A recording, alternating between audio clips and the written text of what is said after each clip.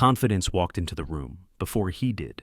Field Marshal Bernard Montgomery did not arrive quietly anywhere, not on a battlefield, not at a headquarters, not in history. He arrived with certainty, with rigid ideas about how wars should be fought, how soldiers should be prepared, and how victory should look when it finally came. To his supporters, he was the man who stopped defeat and restored belief. To his critics, he was difficult, stubborn, and impossible to ignore. Both were right. Montgomery emerged from the early years of the war shaped by failure, not his own alone, but the failure of an army that had retreated across deserts, lost confidence, and learned what modern war punished most harshly: uncertainty. By the time he took command of British forces in North Africa, morale was brittle, trust was thin, and the enemy carried a reputation that felt larger than life. Montgomery did not promise brilliance. He promised preparation, no attack without superiority, no movement without supply, no plan without clarity. He believed soldiers deserved to know why they were fighting and how they would survive doing it. And in a war that had burned through lives with alarming speed, that philosophy mattered. Under his command, the British Eighth Army changed. Training intensified, defensive lines were strengthened. Artillery coordination became deliberate rather than reactive. Montgomery removed doubt wherever he could, sometimes through discipline, sometimes through sheer force of personality. He believed that confidence could be manufactured, that belief could be imposed long enough for it to become real. At El Alamein, that belief was tested. The desert narrowed, retreat ended. The battle that followed was not elegant, fast, or spectacular. It was methodical, grinding, and costly.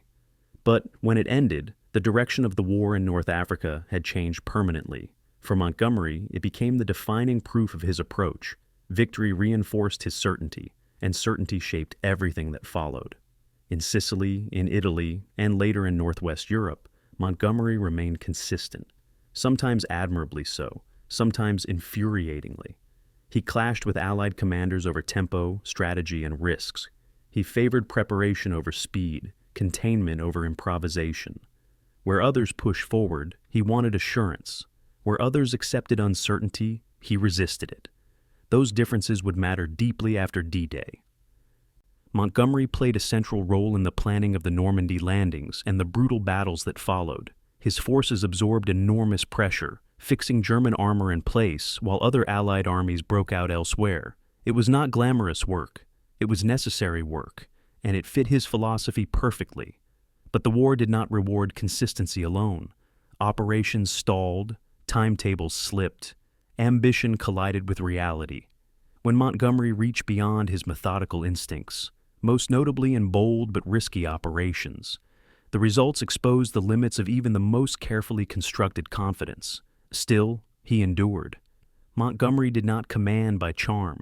He did not seek consensus. He commanded by belief, in himself, in preparation, and in control. By the end of the war, he stood among the victors, his reputation secure but forever debated. He was a commander who restored faith when it was needed most, and a man whose certainty sometimes narrowed his vision when flexibility was required. The history of Bernard Montgomery is not a story of flawless brilliance. It is a study in leadership under pressure, in confidence as a weapon, in how personality can shape armies as much as strategy ever does. He remains one of the most consequential and controversial commanders of the Second World War, not because he was always right, but because he was always unmistakably himself. Tonight, we return to that figure, to the desert briefings and crowded headquarters, to the battles won through patience and preparation, to the arguments, the ambition, and the belief that victory could be engineered if uncertainty was eliminated. This is the story of Bernard Montgomery, a commander who believed wars were won before they were fought, and who reshaped an army by refusing to let it doubt itself. And before we continue, I want to speak to you directly. If you're still here, listening all the way through, if these long, thoughtful journeys into history help you slow down, reflect, or understand leadership under pressure a little more clearly, then I hope you'll consider subscribing. Subscribing isn't just support. It's what allows this kind of calm, in-depth storytelling to keep going. If this space gives you perspective, focus, or simply somewhere steady to sit with history, then stay with me. Settle in. This is the story of Field Marshal Bernard Montgomery. Tasmania, 1887. A small boy crouches in the corner of a missionary house, shoulders hunched, waiting for the beating he knows is coming. His mother, Maud Montgomery, wife of the Anglican bishop, stands over him with a cane, her face cold as stone. This is not punishment for any particular crime, though she will find one if pressed to explain. This is simply Tuesday. Young Bernard Law Montgomery learns early that the world offers no comfort, no forgiveness, no warmth unless he seizes control of it himself. The welts on his back will fade in a week. The lesson carved into his character will last 8 decades, shaping the mind of a man who will one day command 1,000,000 soldiers and break the reputation of the desert fox. But today, he is 7 years old, and he already understands that trust is weakness, that sentiment is luxury, and that survival requires absolute, uncompromising dominance. His mother will beat him 57 more times before his 10th birthday. He will count each one. He will forget none of them. The Montgomery family home should have been a place of grace given Bishop Montgomery's position, but Maud Montgomery ran the household with Calvinist severity that bordered on cruelty. Bernard was the 4th of 9 children, lost in the middle of a brood his mother seemed to regard as burdens rather than blessings. She showered affection on his older brother Donald while treating Bernard with contempt that went beyond discipline into something darker. Decades later, Montgomery would write with uncharacteristic vulnerability that his childhood was desperately unhappy, and that his mother's treatment had a profound effect on me. The bishop himself was largely absent, absorbed in ecclesiastical duties that took him across Tasmania, and then, after 1897, throughout Northern Ireland when the family relocated to Donegal. Young Bernard responded to maternal rejection, not with submission, but with rebellion, becoming what his family called a holy terror, determined to assert control over whatever small domains he could claim. He fought other boys, tormented his siblings, and showed the first glimmers of a personality that would later make him one of the most effective and most detested commanders of the Second World War. Médérin, France, October 13th, 1914. Lieutenant Bernard Montgomery lies in mud and blood, a German sniper's bullet through his right lung, bleeding out while his platoon falls back under withering fire. He is 26 years old, leading men of the Royal Warwickshire Regiment in the First Battle of Ypres, and according to every probability, he has minutes left to live. A soldier named Private Farnell crouches over him, trying to stop the hemorrhaging, but German machine guns sweep the position, and Farnell takes a round through the head, collapsing across Montgomery's chest. For hours, Montgomery lies beneath the corpse of the man who tried to save him, conscious but unable to move, listening to the screams of wounded men drowning in shell craters. When stretcher bearers finally reach him after dark, they assume both men are dead and move on. Only a second patrol, hours later, notices Montgomery's eyes are still open. They carry him to a field hospital where a surgeon opens his chest without anesthesia, their supply exhausted hours ago. Montgomery watches the doctor's hands inside his own ribcage. He does not scream. Something in him has already begun to calcify into the merciless discipline that will define his career. The wound should have killed him, but Montgomery survived through a combination of physical resilience and sheer bloody-minded refusal to die. He spent months recovering in hospitals in England, watching other wounded men succumb to infections that his body somehow fought off. The experience transformed his understanding of warfare and leadership in ways that would echo through every battle he later commanded. He had seen firsthand the catastrophic incompetence of British generalship in the war's opening months, the casual waste of men's lives in frontal assaults against prepared positions, the disconnect between staff officers in comfortable headquarters and soldiers dying in the mud. Montgomery observed that the generals who survived and advanced were not the ones who preserved their men's lives, but the ones who won battles regardless of cost. Yet, he also noticed that the units which maintained discipline and cohesion, which were methodically prepared and properly supplied, suffered fewer casualties for equivalent objectives than units thrown hastily into action. These twin observations, callous realism about the nature of modern war, and careful attention to preparation and logistics, would form the foundation of his tactical philosophy. He returned to the front in 1915 with a military cross for his actions at Mehran, but more importantly, with a certainty that he understood warfare better than most men wearing general stars. The interwar years saw Montgomery develop his reputation as both a brilliant tactician and an insufferable personality. He attended Staff College at Camberley, where his instructors noted his exceptional grasp of infantry tactics and his complete inability to work collaboratively with peers. Posted to the Staff College at Quetta in India during the 1920s, he taught combined arms warfare and the coordination of infantry, artillery, and air power with an evangelical fervor that impressed students and alienated fellow instructors.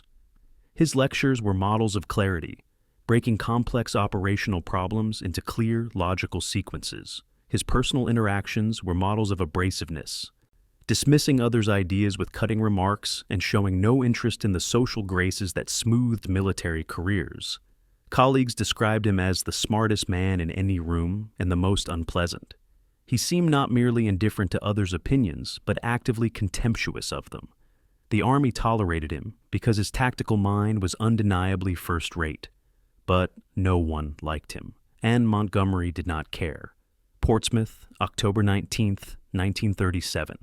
Major General Bernard Montgomery receives the telegram at his desk, reads it twice, and feels something he has not experienced since childhood: the complete dissolution of his defenses. Betty Carver Montgomery, his wife of 10 years, is dead. A sudden infection, septicemia spreading faster than 1930s medicine could counter. She was 44 years old. Their son David is 9 years old and away at boarding school. Montgomery sits alone in his office for 6 hours, speaking to no one. When his aide finally enters at dusk, he finds the general still sitting, the telegram still in his hands. Betty had been the sole humanizing influence in Montgomery's life, the only person who could soften his harsh edges, make him laugh, give him something beyond military efficiency to care about. She had been a widow when they met, her first husband killed in the Great War, and perhaps their shared understanding of loss had bridged his emotional distance. Their marriage gave Montgomery's colleagues hope that he might become more tolerable, less rigid, capable of normal human warmth. For 10 years, that hope proved partly justified. Now it ends.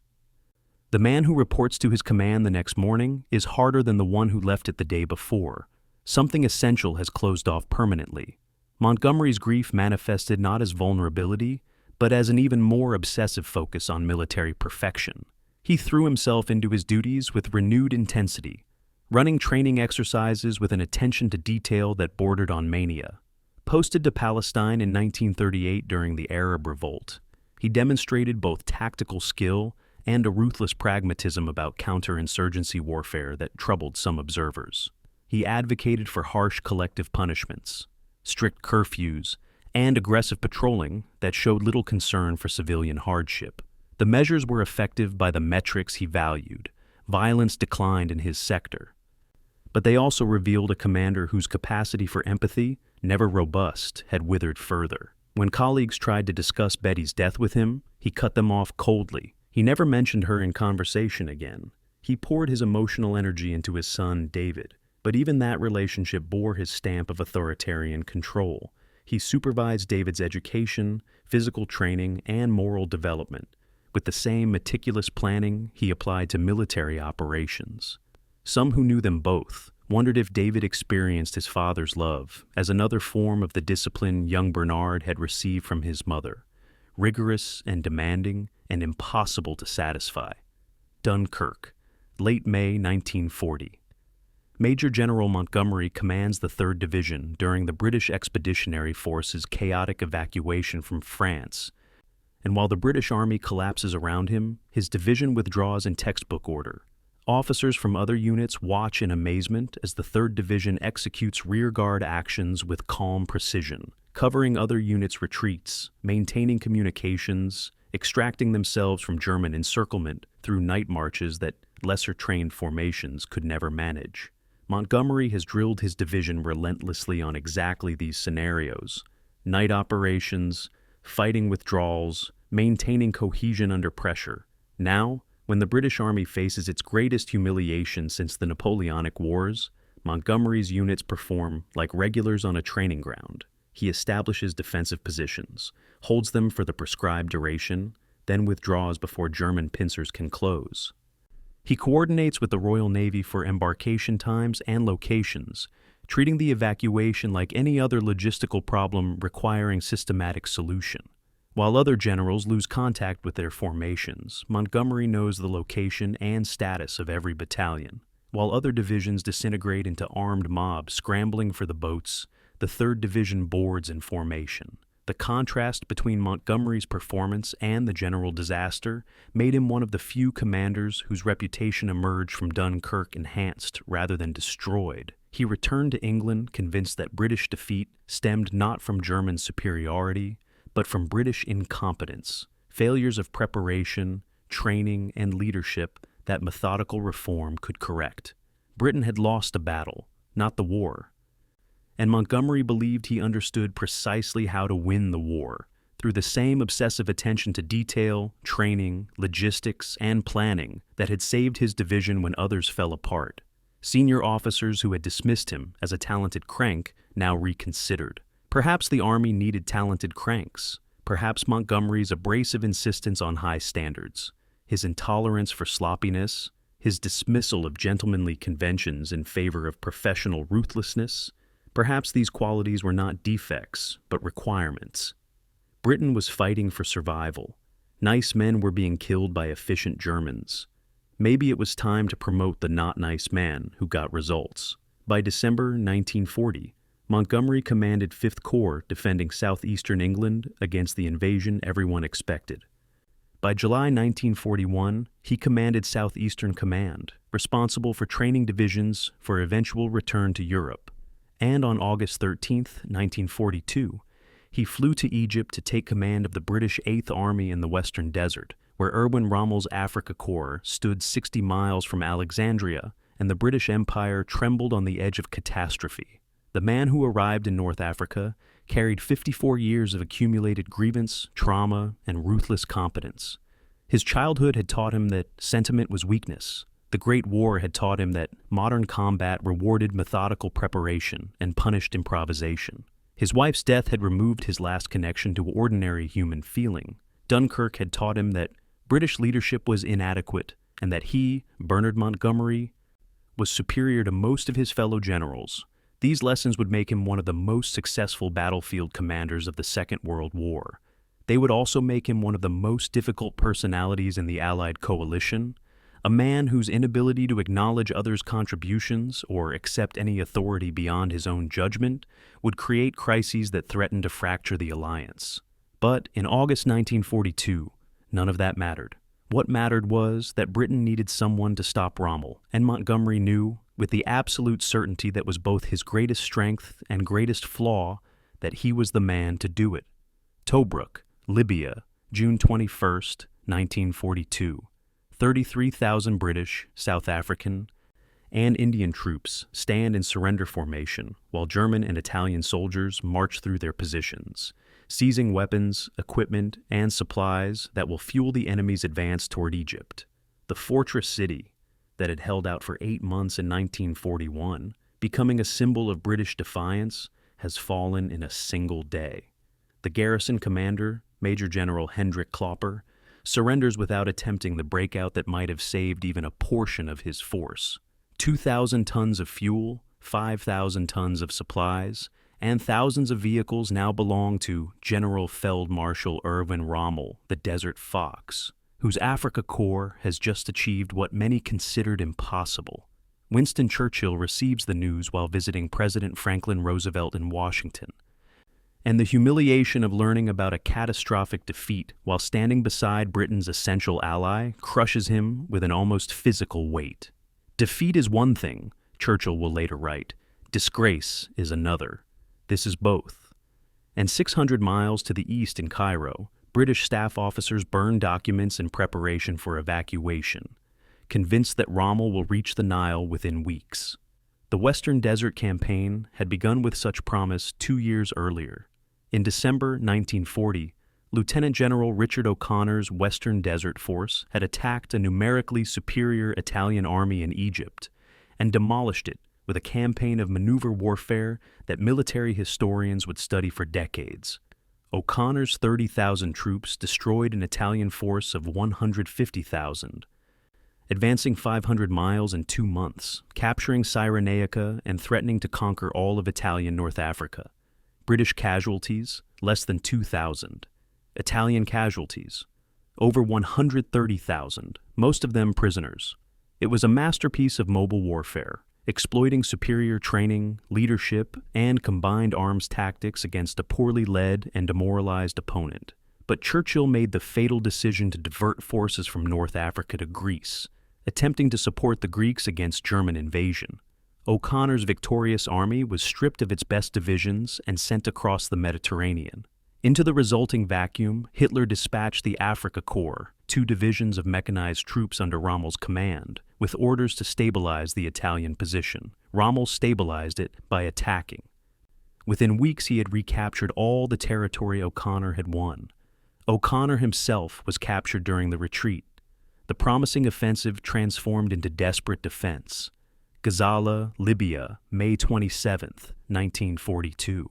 British tanks and infantry stream eastward in what the troops bitterly call the Gazala Gallop, a headlong retreat from positions they had occupied for months, abandoning fuel, ammunition, and comrades in a panic that infects entire formations. Rommel has executed one of his signature maneuvers, a sweeping armored thrust around the southern end of the British defensive line, followed by a rapid consolidation and counterattack that fragments British cohesion. The Eighth Army had held numerical superiority, 840 tanks against 560 German and Italian tanks, 75,000 troops against 90,000 Axis troops. The numbers suggested a defensive advantage, but numbers mean nothing when leadership is incompetent and tactical doctrine is confused. British armor attacks piecemeal, brigade by brigade, allowing German anti-tank guns and coordinated panzer formations to destroy them sequentially. Infantry brigades find themselves isolated in defensive boxes that are systematically reduced. Communication breaks down. Commanders lose track of their own units. What begins as an organized defense collapses into chaos within 72 hours. 300 miles of retreat follow. The Eighth Army does not stop running until it reaches a small railway station called El Alamein, where the Mediterranean Sea to the north and the impassable Qattara depression to the south create a defensive line too narrow to be outflanked. The pattern of British defeat repeated with numbing consistency throughout 1941 and 1942. The Eighth Army would attack with numerical superiority. Initial success would give way to German counterattack. British formations would lose cohesion, commanders would order retreat, and the cycle would begin again. Rommel's tactical genius lay in his understanding of tempo and combined arms warfare. His panzer divisions did not simply charge British positions.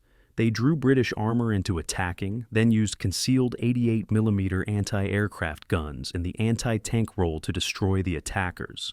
Once British armor was weakened, German panzers would exploit gaps in the line, while Stuka dive bombers provided close air support and motorized infantry secured flanks. The Afrika Korps operated as a unified instrument, every element supporting the others, while British forces fought as disconnected arms. Tanks here, infantry there, artillery somewhere else, each with different commanders and conflicting orders. British tank doctrine particularly suffered from outdated concepts, treating tanks as either infantry support or cavalry charges rather than as mobile firepower platforms, requiring coordinated infantry and artillery support. When British cruiser tanks charged German positions, they died in neat rows, knocked out by German anti-tank guns, while their own infantry sat miles behind, unable to suppress the gun positions. Cairo, Egypt, early July 1942. Smoke rises from British headquarters as staff officers burn documents, preparing for the evacuation everyone calls the flap. Rommel's forces have reached El Alamein, 60 miles from Alexandria, 90 miles from Cairo, and the consensus among British leadership is that Egypt cannot be held. Contingency plans are activated for withdrawing to Palestine, abandoning the Suez Canal, ceding the entire Middle East to Axis control. The psychological impact of continuous defeat has infected the Eighth Army from private soldiers to commanding generals. Men who have watched defeat follow defeat, who have retreated hundreds of miles, who have lost comrades and confidence in equal measure, no longer believe they can win. British equipment is adequate, often superior to German equipment in some respects. British soldiers are brave, enduring conditions that would break lesser troops. But the Eighth Army has developed a culture of defeat, an expectation that Germans will outfight them, that Rommel will outthink their commanders, that retreat is inevitable, and resistance merely delays the unavoidable. This psychological rot is more dangerous than any material shortage. Men who expect to lose will lose, regardless of equipment or numbers. The command crisis reflected deeper institutional failures in the British Army's leadership development and tactical doctrine. In 18 months, the Eighth Army burned through 4 commanders: Wavell, Auchinleck, Ritchie, and Gott. Each brought different approaches, different plans, different command styles. None succeeded. Wavell had won the initial victory against the Italians, but lost to Rommel. Auchinleck stabilized the front, but could not regain the initiative. Ritchie proved completely out of his depth, presiding over the Gazala disaster. Gott, appointed to replace Auchinleck, died when his transport aircraft was shot down before even reaching Egypt. Each change in command meant new plans, new organizations, new doctrines, preventing the accumulation of experience and cohesion that successful armies require. The troops stopped learning names of their army commanders, knowing they would be replaced within months. Meanwhile, the Africa Corps served under the same commander, Rommel, whose tactical philosophy remained consistent and whose personal leadership inspired confidence. German soldiers knew what their commander expected. British soldiers did not know who their commander would be next week. Alamein line, mid-July 1942. General Claude Auchinleck, still commanding 8th Army, despite the disasters of previous months, manages something his predecessors had failed to achieve. He stops Rommel. The First Battle of El Alamein is not a victory in any meaningful sense. It is a desperate, confused, brutal series of attacks and counterattacks that exhaust both armies and leave the front lines roughly where they started. But Rommel does not break through. For the first time since arriving in Africa, the Africa Corps attacks and fails to achieve its objective. Auchinleck's achievement is tactical competence under catastrophic pressure. He rushes reinforcements to threatened sectors, coordinates artillery concentrations that break up German attacks, and maintains defensive coherence when his army should have disintegrated. The fighting costs both sides dearly. 13,000 British Commonwealth casualties against 10,000 German and Italian casualties. But casualties matter less than the strategic reality. Rommel's advance has stopped. The pursuit that began in Libya has run into defenses it cannot overcome.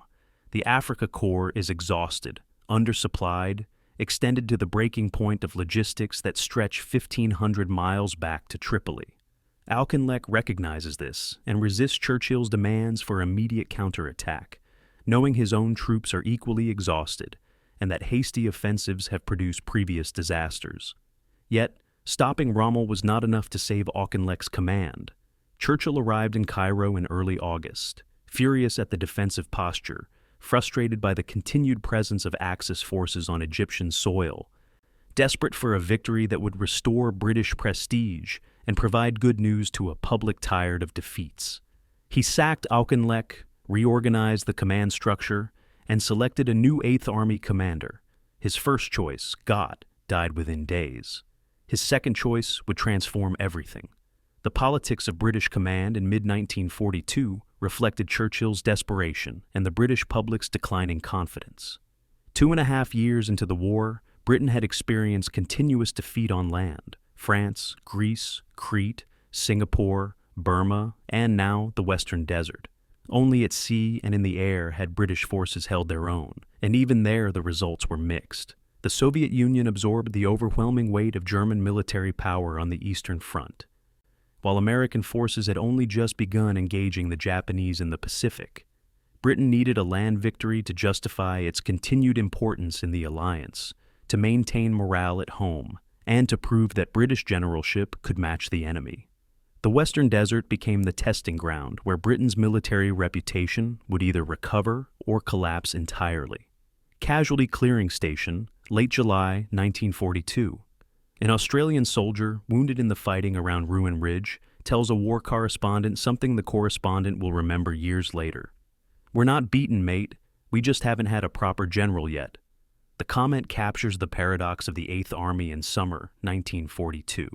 The troops remain willing to fight, remain capable of fighting, but have lost faith in leadership. They watch competent junior officers and NCOs lead effective small unit actions, then watch senior commanders misuse those units in operations that waste their courage. They see themselves win tactical engagements, then lose operational battles. They know they are not inferior to German soldiers, weapon for weapon, man for man. But they also know that something about their army's structure, leadership, and doctrine is fundamentally broken.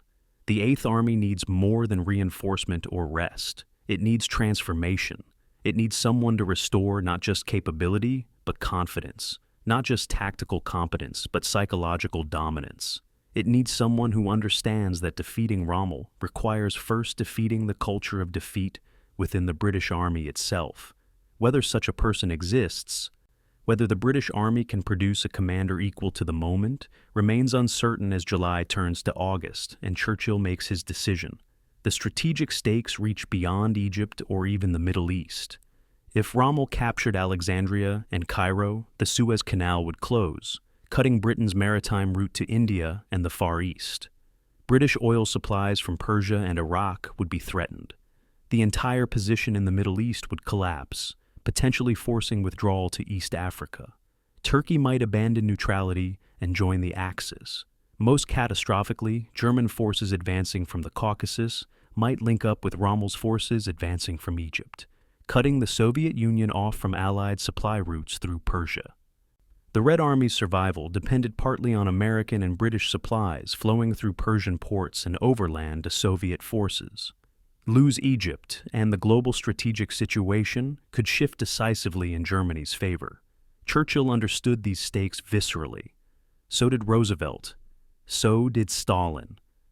The Western Desert was not a sideshow.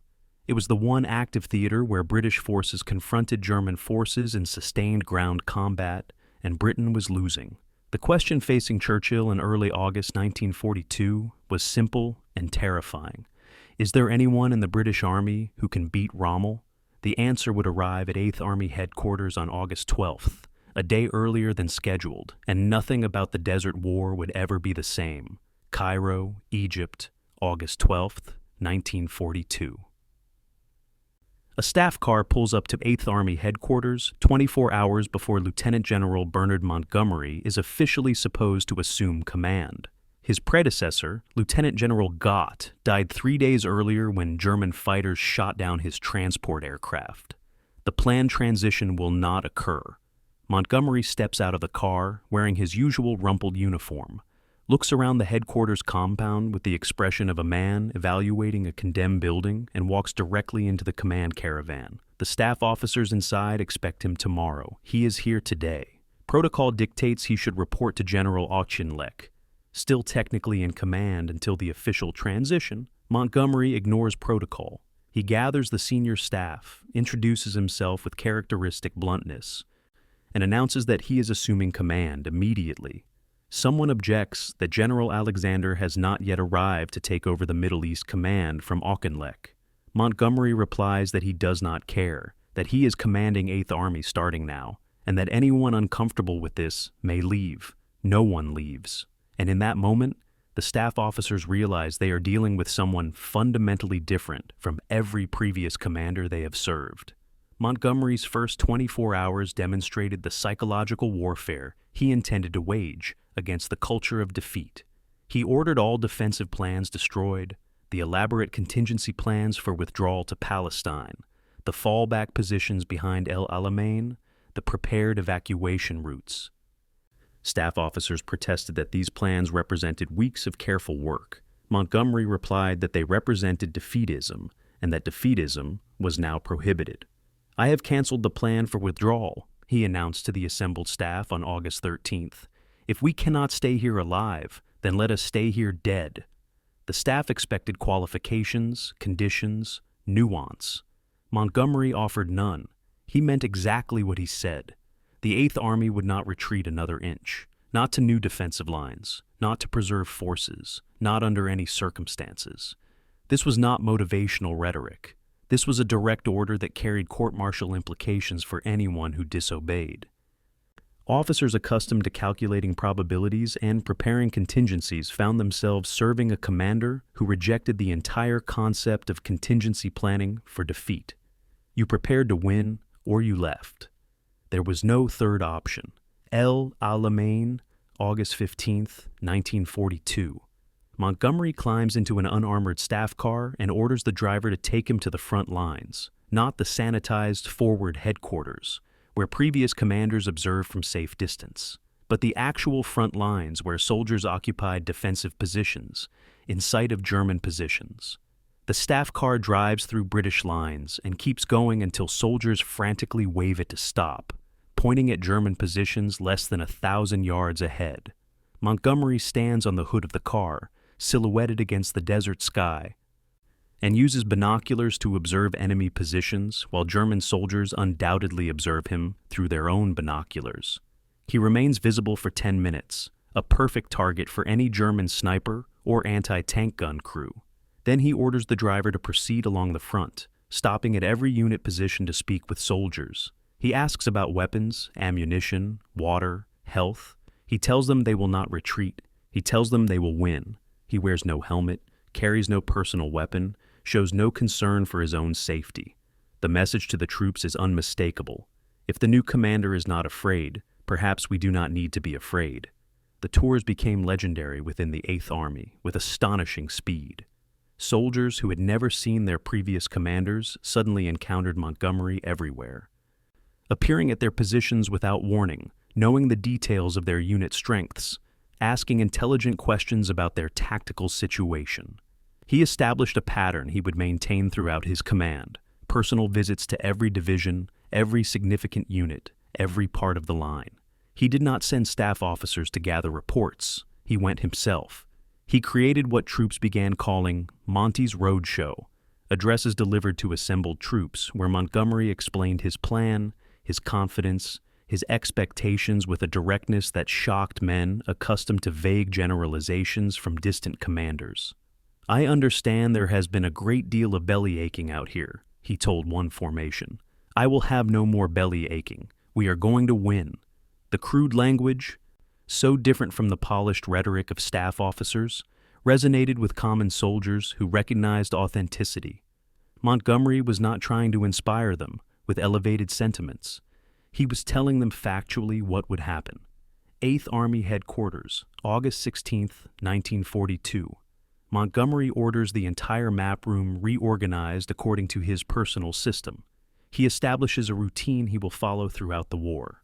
Rising at 6 o'clock in the morning, reviewing the tactical map with its overnight updates showing every unit's position, every piece of intelligence, every logistical status. He reviews this information alone, without staff officers explaining or interpreting. He makes his decisions based on the map and his understanding of the situation, then calls in subordinates to issue orders. The process is authoritarian and efficient. There are no committee meetings, no lengthy conferences where various officers present conflicting recommendations. Montgomery tells people what to do, and they do it or they are relieved. In his first week, 35 officers are sent back to Cairo for what Montgomery calls defeatism, which means any expression of doubt about his plans or any suggestion that retreat might be necessary. The purge shocks the army and establishes Montgomery's absolute dominance over his command structure. He is not interested in collaboration. He is interested in obedience. The command reorganization reflected Montgomery's understanding of combined arms warfare and clear command structures. He abolished the confused corps boundaries and ad hoc task forces that had characterized previous command arrangements, establishing 3 clear corps organizations. XXX Corps, under Lieutenant General Oliver Leese, covering the northern sector near the coast, the Third Corps, under Lieutenant General Brian Horrocks, covering the southern sector near the Katara Depression, and X Corps, under Lieutenant General Herbert Lumsden, as an armor reserve. Each corps commander received clear responsibilities, clear boundaries, and clear instructions. Montgomery established himself at Army headquarters with complete control over operational decisions. Corps commanders executed his plans. Division commanders executed corps orders. The hierarchy was rigid and unambiguous. This approach eliminated the creative flexibility that some commanders valued, but it also eliminated the confusion and conflicting orders that had plagued previous operations. Everyone knew who was in charge. Everyone knew what they were supposed to do. The simplicity was revolutionary. Tank Workshop, August 20th, 1942. Montgomery walks among the repair crews working on damaged tanks, asking about mechanical reliability, ammunition loads, turret traverse speeds, technical details that most generals delegated to staff officers. He sits in driver positions, operates gun sights, examines armor welding. The crews watch in astonishment as this general, this remote figure who should be concerning himself with grand strategy, instead questions them about track tension and engine cooling. Montgomery understands something previous commanders had missed.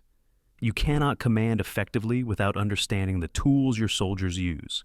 He learns every tank type in 8th Army inventory, their strengths and weaknesses, their mechanical quirks. He learns the same about artillery, anti-tank guns, transport vehicles, radio equipment. He establishes a mental database of material capabilities that will inform every tactical decision. When he orders a unit to accomplish a mission, he knows whether their equipment can physically achieve what he demands. This attention to detail, this refusal to rely on staff summaries or simplified reports, gives Montgomery an unusual advantage. He knows his army more thoroughly than any previous commander had known it. During these inspections, Montgomery adopts what will become his trademark, a black beret with 2 badges, the general's badge and his regimental badge, worn at a jaunty angle instead of the formal caps British officers typically wore. The affectation is calculated. It makes him instantly recognizable. Soldiers spot the 2-badge beret and know immediately that Montgomery is present. The trademark becomes a visual brand that follows him through the war, so distinctive that British propaganda exploits it, so associated with Montgomery that decades later, veterans will remember Monty's beret before they remember specific battles. The choice of headgear represents Montgomery's understanding of leadership in modern warfare. An army of hundreds of thousands cannot know their commander personally, but they can recognize a symbol. The beret becomes that symbol, the visual shorthand for Montgomery's presence, confidence, and command. It is theatrical and effective, exactly what an army suffering from psychological defeat requires. Staff briefing, August 25th, 1942. Montgomery reviews intelligence indicating that Rommel will attack south around Halfa Ridge within days, attempting to repeat the flanking maneuver that succeeded at Gazala. His staff officers expect him to reorganize defenses, perhaps shift units to counter the expected threat. Montgomery tells them the defenses are already positioned correctly, that they anticipated this attack weeks ago during Auchinleck's tenure, and that they will execute the existing plan. What changes is not the plan, but the confidence. Auchinleck's staff had prepared solid defensive arrangements, but expected to lose. Montgomery's staff prepares to win. The difference is psychological, not tactical. Rommel is about to discover that the 8th Army he last defeated in June is not the 8th Army he faces in August. The positions are similar. The equipment is similar. The soldiers are largely the same. But something essential has changed. The British no longer believe they will lose. Montgomery has spent 2 weeks transforming an army's self-concept through personal force of will, direct orders, constant presence, an absolute refusal to acknowledge the possibility of failure. Whether this confidence is justified remains to be tested. Rommel is coming. The transformation Montgomery achieved in 3 weeks should not have been possible by conventional military wisdom. Armies are institutions, slow to change, resistant to individual personality. Command structures buffer the impact of any single leader through layers of staff, bureaucracy, and established procedure. Yet Montgomery crashed through all those institutional barriers through sheer force of personality and willingness to use his authority ruthlessly. He fired anyone who resisted. He ignored anyone who counseled caution. He established a cult of personality around himself that subordinated everything to his will. The approach was fundamentally authoritarian and fundamentally effective because the situation demanded authoritarianism. The Eighth Army did not need subtle guidance or collaborative leadership. It needed someone to grab it by the throat and shake it until defeatism fell away.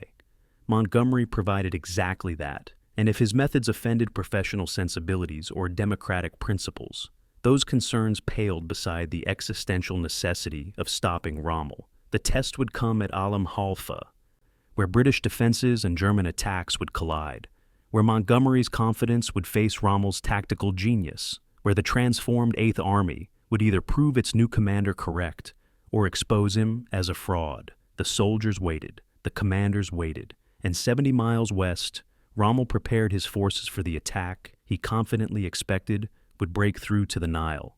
Halfa Ridge, Egypt, August 30th, 1942, 10 o'clock at night. British signals intelligence officers decode another German radio transmission, part of a steady flow of intercepted communications that reveal Rommel's complete attack plan, direction, timing, objectives, even fuel supply situation. The intelligence comes from Ultra, the British code-breaking operation that has penetrated German communications, giving Montgomery a strategic advantage Rommel cannot possibly know exists. The decrypted messages confirm what Montgomery's intelligence officers predicted days ago. Rommel will attack tomorrow night, August 31st, sweeping south around the British defenses with his armor, then turning northeast toward the coast to cut off and destroy the Eighth Army. It is the same maneuver that succeeded brilliantly at Gazala in May. Rommel is repeating his winning formula, and Montgomery is waiting for him, with defenses already positioned exactly where they need to be. The Germans are about to attack into what amounts to an ambush, except ambushes typically require hiding and deception. Montgomery's positions are not hidden. They are simply so well prepared, so thoroughly integrated, that it will not matter if Rommel knows they are there. Montgomery's defensive plan reflected his understanding of modern armored warfare's limitations. Tanks could not operate effectively without fuel, ammunition, and maintenance support. Long-range penetration stretched supply lines and exposed flanks. The key to stopping an armored thrust was not to destroy the tanks immediately, but to disrupt their logistics, slow their advance, and force them to fight on unfavorable terms. Montgomery positioned his armor on the Halfa Ridge itself, dug in hold-down positions where only turrets exposed themselves to enemy fire, while the hulls remained protected behind earthen berms. This nullified German tanks' mobility advantage. They would have to attack uphill against prepared positions, exactly the scenario Montgomery wanted. Around the ridge, Montgomery positioned over 400 anti-tank guns in layered defensive belts, creating kill zones that German armor would have to cross under fire. Behind the anti-tank guns, British artillery registered every approach route, ready to deliver concentrated fire on radio command. Above everything, the Desert Air Force prepared to bomb German supply columns continuously. Montgomery had created not a static defense line, but an integrated system where every element supported the others, where German mobility would be channeled into kill zones, where Rommel's aggressive tactics would be turned against him. Alamein, September 1st, 1942, just before dawn. German and Italian forces attacked south exactly as predicted, exactly where Montgomery expected. The 15th Panzer Division and 21st Panzer Division, Rommel's elite formations, sweep around the southern end of British defenses and turn northeast. British reconnaissance units fall back as planned, monitoring the German advance and radioing positions constantly. German commanders notice that British units are withdrawing without the panic that characterized previous encounters. The British retreat is measured, controlled, almost casual. Suspicious German officers wonder if they are being drawn into a trap, but Rommel drives them forward. He has only enough fuel for a limited operation. His supply situation is desperate. He must break through quickly or withdraw. There is no time for caution. The panzers advance through the morning, and by noon they approach Halfa Ridge. British positions come into view. German tank commanders observe hold-down tanks on the ridge, extensive anti-tank gun positions, what appears to be a carefully prepared defensive system. They report this to division headquarters. Rommel orders them to attack anyway. He has committed his forces. Turning back means failure. The battle everyone expects, the decisive clash between Rommel's tactical genius and Montgomery's methodical preparation, is about to begin. The 22nd Armored Brigade, positioned on Alamein Halfa Ridge, watches German tanks approach and follows Montgomery's strict orders. Do not advance, do not pursue, remain in prepared positions, and let the enemy come to you. British tankers are accustomed to attacking, to the cavalry charges that characterized previous desert battles and usually ended in disaster when German anti-tank guns destroyed the attackers. Today, they will fight differently. The German tanks advance to within effective range and open fire. British tanks fire back from their protected positions. The German tanks maneuver, trying to find flanks, trying to draw British armor down from the ridge into a mobile engagement where German gunnery and tactical skill typically prevail. The British tanks do not move. They sit like statues, like pillboxes with rotating turrets, firing methodically at German targets while German return fire hits earthen berms or bounces off turret armor. German tank commanders grow frustrated. Their tactical advantage, mobility, and maneuver means nothing if the enemy refuses to maneuver. They are reduced to trading shots with protected targets, and the exchange rate favors the defenders. German tanks start burning. British tanks remain in position. German Divisional Headquarters, September 2nd, 1942. Tank commanders report situations that disturb Rommel.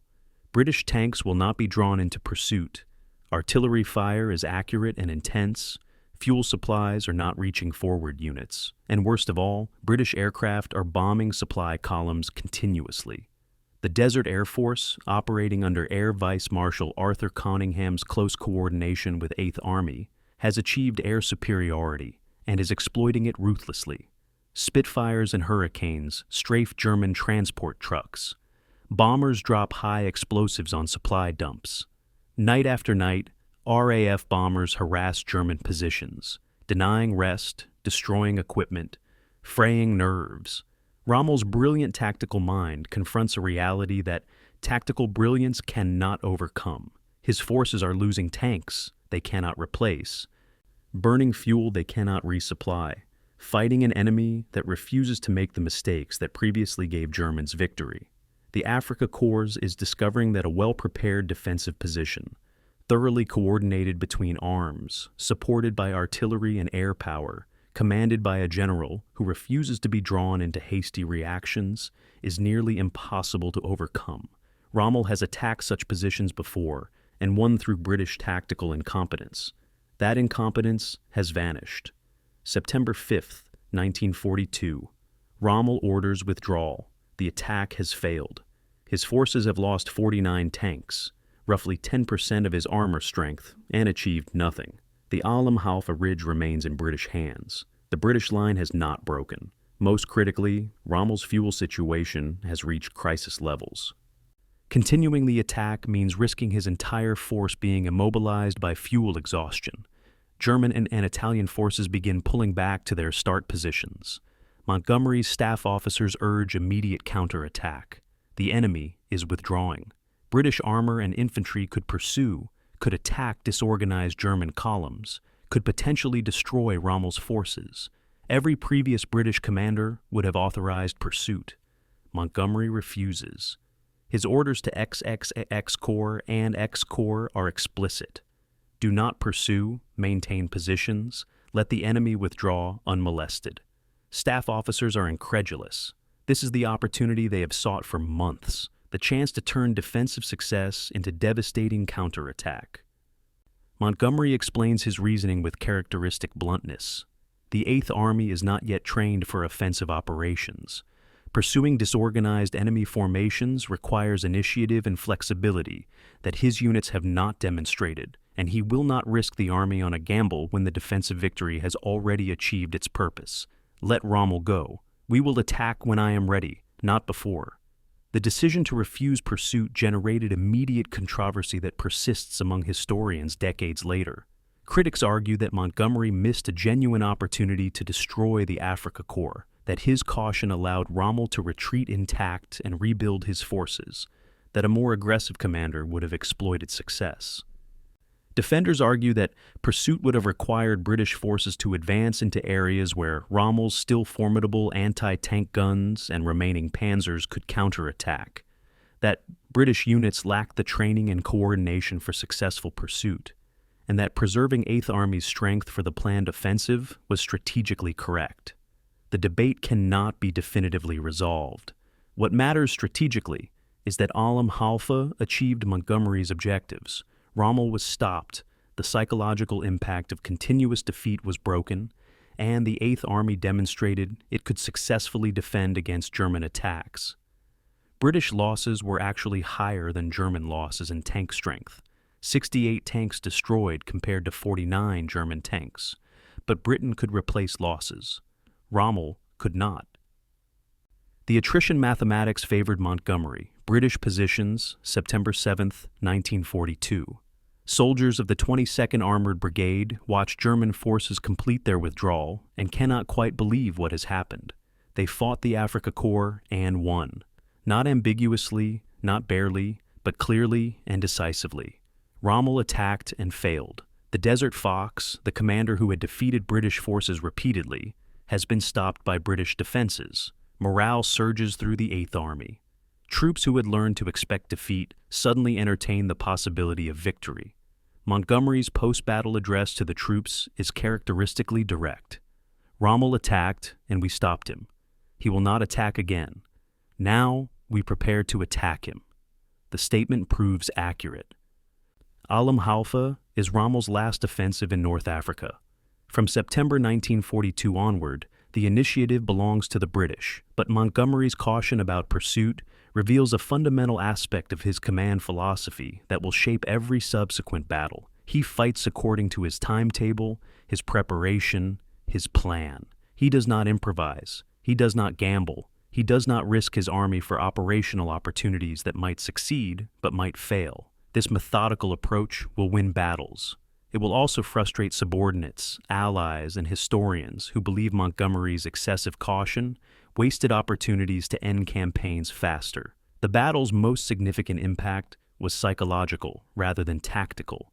Halfa proved that Montgomery's confidence was justified, that his methods worked, that the transformed Eighth Army could beat the Germans.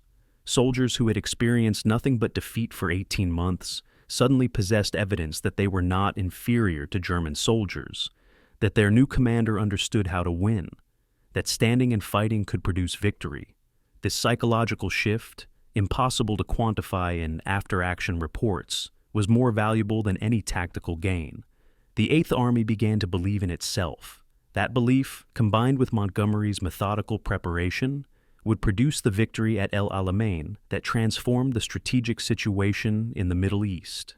But first, Montgomery needed time to prepare, time to train his army for offensive operations, time to accumulate the overwhelming material superiority that his doctrine required. Churchill pressed for immediate attack. Montgomery refused. He would attack when ready, and Churchill's demands would not alter his schedule by a single day. The confrontation between political pressure and military stubbornness was about to begin, testing whether Britain's Prime Minister or Britain's new battlefield commander would determine the timing of the next battle. Cairo, Egypt, September 15, 1942.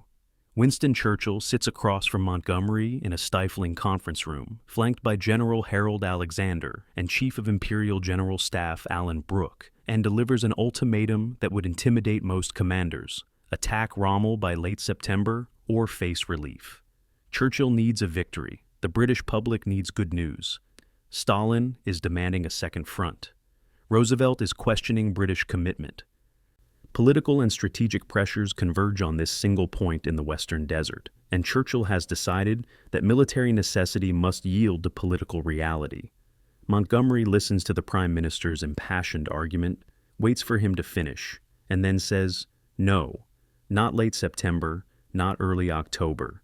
The Eighth Army will attack on October 23rd, and not one day sooner." The room falls silent. Junior officers do not tell Winston Churchill no. Montgomery is not intimidated by Churchill's glare, his rhetoric, or his authority. The attack requires 6 weeks of preparation. Attacking earlier risks defeat. Montgomery will not risk defeat to satisfy political schedules. Churchill can relieve him if he wishes, but if Churchill wants Montgomery to command 8th Army, then Churchill will wait until October 23rd. The confrontation revealed Montgomery's greatest strength and greatest weakness: absolute confidence in his own judgment, regardless of external pressure. Churchill, who had sacked multiple generals for less defiance, recognized that Montgomery was different, that removing him now would demoralize the army and potentially cost more than delayed victory. Alan Brooke, who understood Montgomery better than anyone, mediated between prime minister and general, explaining to Churchill that Montgomery's refusal stemmed from professional judgment rather than insubordination. The preparation Montgomery demanded was not excessive caution, but necessary groundwork for the type of battle he intended to fight. Churchill eventually conceded, though he extracted promises about regular progress reports and absolute commitment to the October date. Montgomery left the meeting having established a crucial principle. He commanded 8th Army according to military requirements, not political pressures. The precedent would serve him throughout the war, allowing him to resist interference that had paralyzed previous commanders. But it also established a pattern of conflict with civilian and military superiors that would eventually poison relationships essential to coalition warfare. Training grounds south of El Alamein, October 1st, 1942. Sappers practice mine clearance with new Polish-designed electronic mine detectors, while Montgomery observes from a folding chair, making notes about timing and casualty rates.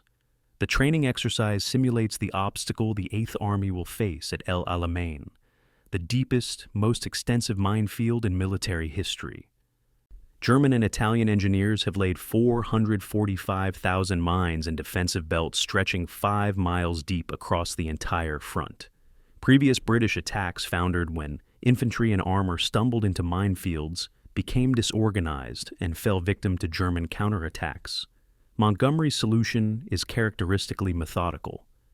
Train specialized clearance teams, equip them with the best available detection equipment, rehearse the exact procedures they will execute under fire, and practice until mine clearance becomes routine rather than crisis. The sappers drill for hours, sweeping detectors in careful patterns, marking cleared lanes with white tape, maintaining formation discipline under simulated artillery fire. Montgomery times each clearance operation with a stopwatch. Anything slower than acceptable standards results in repetition until units achieve required speed. He is training his army to perform a task most armies considered impossible. The mine clearance training represented only one element of an unprecedented preparation effort that consumed September and October. Montgomery established full-scale rehearsal areas where infantry practiced night attacks using compass bearings and artillery concentrations, where tank crews rehearsed coordinating with infantry for combined arms operations, where signalers practiced maintaining communications under electronic warfare conditions. Every division rehearsed its specific role in the coming battle until soldiers could execute operations in darkness without confusion. Montgomery personally attended dozens of training exercises, observing, questioning, correcting. He was not delegating preparation to staff officers. He was supervising directly, ensuring every unit met his standards before committing them to battle. The level of detailed preparation exceeded anything the 8th Army had previously experienced, transforming training from peacetime routine into combat rehearsal. Soldiers initially resented the exhausting drills. They came to appreciate them when they realized their new commander was preparing them to survive, not just to attack.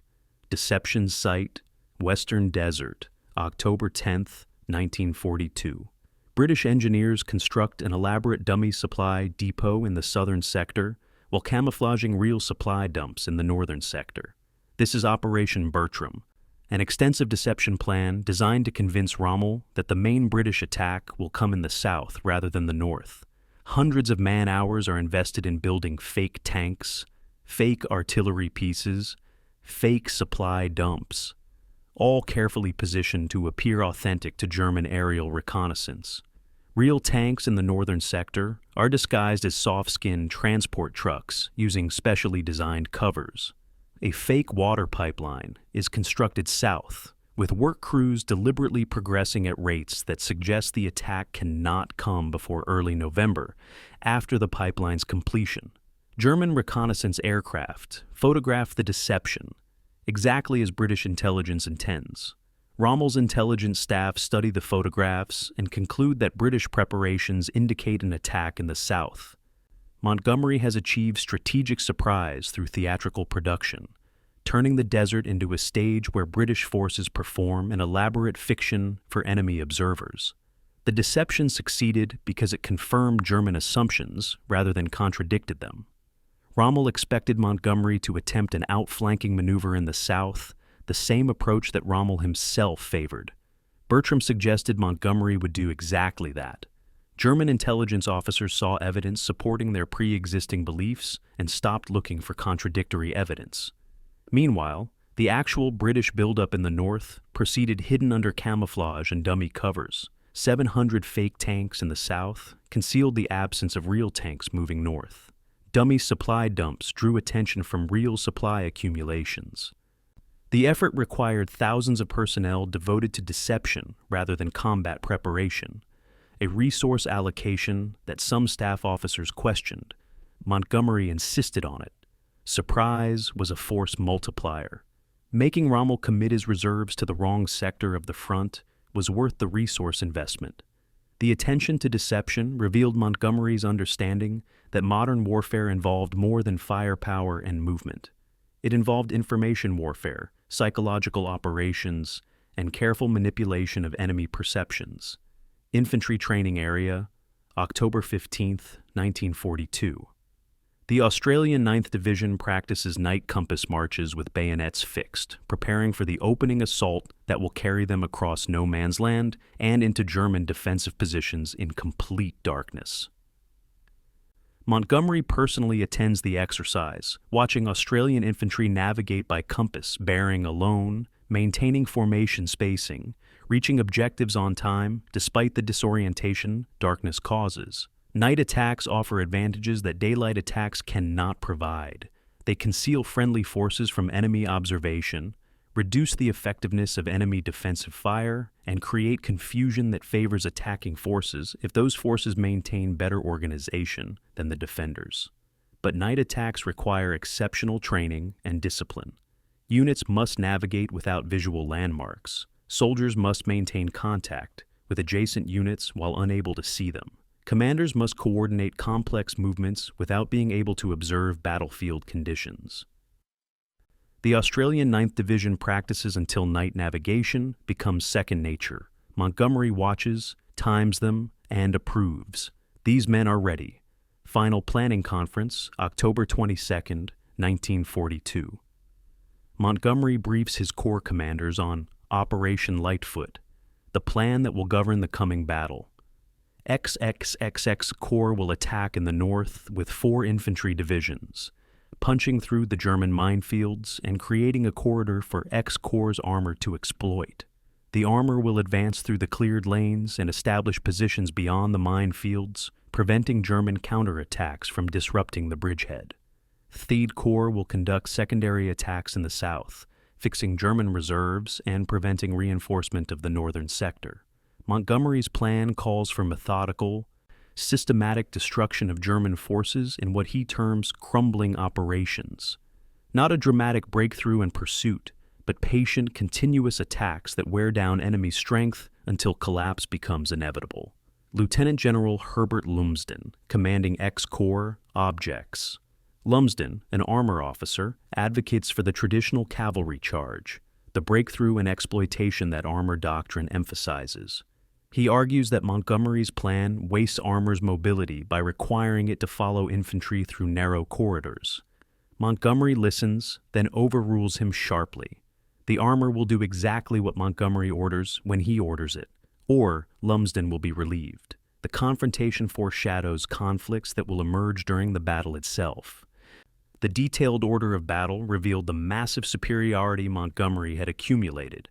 The Eighth Army fielded 195,000 troops against 104,000 Axis troops, 1,029 tanks against 496 Axis tanks, 908 artillery pieces against 552 Axis guns.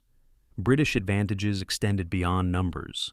600 new Sherman tanks had arrived via Suez, superior in firepower and reliability to British cruiser tanks that had failed in previous battles. 300 new 6-pounder anti-tank guns gave British infantry genuine capability against German armor.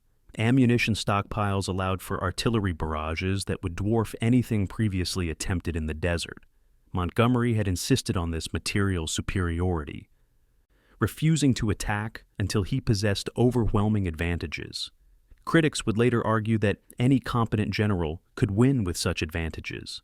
Montgomery's defenders would reply that accumulating such advantages required political skill, logistical management, and patient preparation that previous commanders had failed to achieve. The debate misses the essential point. Montgomery understood that material superiority mattered more than tactical brilliance, that modern industrial warfare rewarded the side that brought more guns, more tanks, more shells, and organized them more effectively. Montgomery's Caravan, night of October 22, 1942. The Army commander writes personal letters to every division commander, an unusual gesture from a man not noted for emotional expressiveness. The letters are brief, direct, professional. They express confidence in the coming battle and trust in the officers receiving them.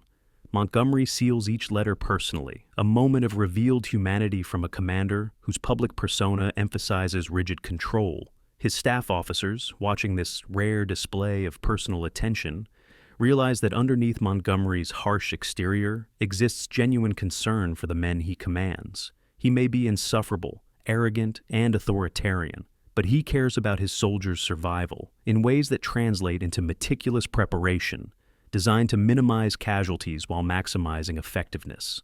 The letters will be delivered in the morning. By then, the greatest artillery barrage in British military history since the First World War will have begun, and the Eighth Army will be locked in combat that will determine the fate of North Africa, the Middle East, and potentially the entire Allied war effort.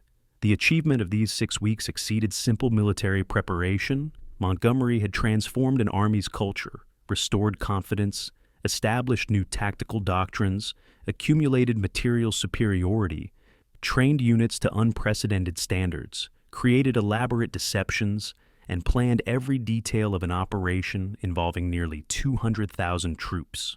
The scope of coordination required, the attention to logistics, intelligence, training, deception, and command relationships demonstrated organizational genius that few commanders possessed. Montgomery's personality made him difficult to work with. His methods violated democratic sensibilities and offended professional peers, but the results were undeniable. The Eighth Army preparing to attack on October 23rd was fundamentally different from the demoralized force that had stumbled backward from Gazala in June. Equipment mattered, training mattered, logistics mattered, but most of all, belief mattered. The Eighth Army believed it would win. That belief, more than any tactical plan or material advantage, would carry British forces through the brutal fighting about to begin. Rommel was waiting. The minefields were waiting. The test of Montgomery's preparation, his leadership, his entire approach to warfare, was hours away. El Alamein, Egypt, October 23, 1942, 9:40 p.m. 1,000 British artillery pieces opened fire simultaneously. A sound so immense that soldiers 20 miles from the front feel the ground shake beneath their feet. The barrage lands on German and Italian positions with crushing weight, high explosive and shrapnel tearing through defensive positions, communication trenches, command posts. For 15 minutes, British gunners maintained the most intense artillery concentration in desert warfare history, firing at rates that exhaust ammunition stocks accumulated over months. German soldiers crouch in shelters, pressed against earthen walls, unable to hear their own screams over the continuous thunder of detonations. Then, at 9:55, the barrage shifts deeper, walking forward in a creeping pattern designed to keep German defenders suppressed while British infantry advances behind it. Silence descends on the front-line positions. A silence more terrible than the bombardment because it means the British are coming. German machine gunners emerge from shelters, set up their weapons, peer into darkness toward British lines. They see nothing. Then they hear it. Bagpipes. The Highland Division advances toward German positions with pipers playing, bayonets fixed. The traditional Scottish infantry assault conducted in 20th century mechanized warfare. The incongruity does not diminish effectiveness. The pipers provide morale and timing, their music carrying across no man's land, giving infantry something to follow in the darkness. Behind the Highlanders come the New Zealanders, Australians, South Africans, each advancing on their designated axis, each guided by compass bearings and artillery concentrations, each committed to crossing minefields and seizing objectives before dawn. German machine guns open fire, tracers lacing the darkness, the distinctive sound of MG-42s tearing at British formations. Men fall, screaming or silent, but the advance continues. Sappers move ahead, sweeping mine detectors, marking cleared lanes with white tape that shows ghostly in the darkness. Infantry follow the tape, staying in cleared lanes, trusting the sappers' work. When mines detonate anyway, gaps open in formations, but NCOs close the gaps, and the advance continues. Montgomery has drilled them to continue regardless of casualties. They continue. El Alamein, October 24th, 2:00 a.m. British infantry reach German defensive positions and discover that aerial bombardment and artillery have destroyed less than planners optimistically predicted. German defenders are shaken but functional, their positions damaged but intact. Close quarters combat erupts in darkness, bayonets and grenades, British infantry clearing trenches while German defenders counterattack from positions that should have been destroyed. The fighting is savage and personal, men killing each other at arm's length. The sanitized distance of artillery and aerial bombardment replaced by intimate violence. Highland regiments push forward with determination that horrifies German defenders. A German officer's diary, recovered later, describes Scottish soldiers advancing like demons through our positions, showing no fear, taking casualties, and continuing. The Highlanders seize their objectives but suffer terrible losses. One brigade reports 30% casualties by dawn. The New Zealand Division makes similar progress, punching through minefields and establishing positions beyond German forward defenses, but the mine-clearing operation takes longer than planned. Cleared lanes are narrower than required, and X-Corps' armor, waiting to exploit the breakthrough, cannot advance through corridors still congested with infantry and under artillery fire. Montgomery's headquarters, October 24th, morning. Staff officers brief Montgomery on the night's results, and the news is mixed. Infantry achieved most objectives. Casualties are heavy, but acceptable, but the armor has not advanced through the cleared lanes as planned. Lumsden reports that his tank commanders refuse to move forward through narrow corridors under fire, that tanks attempting to advance are being destroyed by German anti-tank guns, that the situation requires reassessment. Montgomery's response is immediate and harsh. The armor will advance as ordered. Lumsden will personally go forward and ensure compliance. There will be no reassessment, no delay, no excuses. The plan stands. Execute it. Lumsden departs, shaken by Montgomery's fury, and the armor begins moving forward into positions that cost additional tanks to German defensive fire. By evening, X-Corps has lost significant armor strength and achieved limited exploitation. The battle that Montgomery planned as a clean breakthrough is becoming the brutal attritional fight his crumbling doctrine anticipated. German counterattacks strike British positions throughout the day. The 15th Panzer Division launches multiple armored assaults that British anti-tank guns repel with difficulty. The fighting generates casualty figures that shock even experienced staff officers. October 26th, Montgomery's headquarters. The battle is not going according to plan, and Montgomery's staff officers are suggesting what previous British commanders would have done: modify the plan, shift emphasis, perhaps even pull back to consolidate. Montgomery rejects every suggestion. He gathers his staff and delivers a statement that defines his command philosophy. "I will not abandon the plan. The enemy is suffering more than we are. We will continue attacking. We will maintain pressure until his defenses crack." There will be no discussion of pulling back. Staff officers leave the briefing understanding that Montgomery will accept any casualty level, any delay, any tactical setback, rather than admit his plan requires fundamental revision. This is either extraordinary confidence or dangerous rigidity, and none of them can determine which. What they know is that Eighth Army is locked in a battle of attrition against well-prepared German defenses, that British tank losses are mounting, that infantry casualties are severe, and that their commander insists they continue exactly as planned. The alternative to Montgomery's stubbornness is retreat. None of them can recommend retreat, not after Alamein Halfa, not after the preparation, not after Montgomery's promises. So they execute his orders and pray his judgment is correct. Australian Sector, October 27th. The 9th Australian Division launches a northward attack toward the coast, attempting to roll up German positions from the flank. The attack gains ground but triggers fierce German counterattacks by the 90th Light Division and elements of the 21st Panzer Division. The fighting around a position the Australians call Thompson's Post becomes legendary for its brutality. German and Australian soldiers fight through the night, attacks and counterattacks flowing back and forth, positions changing hands multiple times, casualties mounting to levels that would break less determined troops. Neither side yields. The Australians hold Thompson's Post by dawn, but at horrific cost. A company that entered battle with 120 men reports 28 effectives at daybreak. German casualties are similarly catastrophic. Rommel, who has returned to North Africa after medical leave in Germany, personally supervises the counterattacks, recognizing that losing the northern sector means losing the battle. He commits his last reserves to holding positions the Australians are systematically destroying through courage and artillery support. The attrition mathematics that Montgomery predicted are working exactly as calculated. October 29th, Rommel's headquarters. Rommel reviews casualty reports and recognizes what Montgomery already knows. The Africa Corps is being destroyed by attrition it cannot sustain. German divisions have lost over 50% of their armor. Ammunition stocks are critically low. Fuel supplies allow only limited movement. Italian formations are collapsing under British attacks.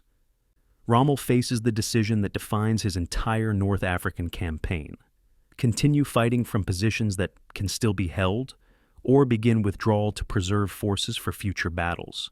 He chooses to hold, partly because Hitler has ordered him to hold, partly because withdrawal means abandoning Italian divisions that lack the mobility to retreat, partly because Rommel still believes his tactical skill might produce opportunity. It is a decision born of hope rather than calculation. Montgomery prepares his next attack, Operation Supercharge, a modified assault that shifts the main effort northward toward the Australian sector, where German defenses are most weakened. The fresh 2nd New Zealand Division and British Armoured Divisions will execute the attack. Montgomery sets 0 hour for November 2nd, giving units 2 days to rest, rearm, and prepare. November 2nd, 1 o'clock a.m. Operation.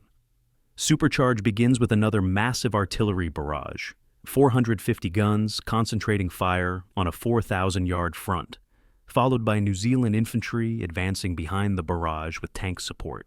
The attack punches through Italian positions in hours, reaching German defensive lines by dawn. German reserves counterattack, and the result is armored combat at close range, tanks engaging each other across distances measured in hundreds of yards, casualties mounting rapidly on both sides.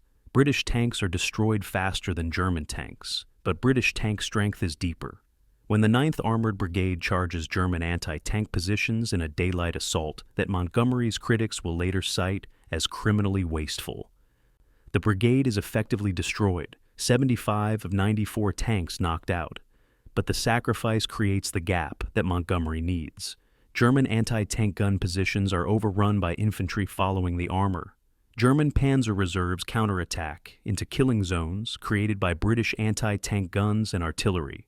By evening, Rommel's armor strength has collapsed below sustainable levels.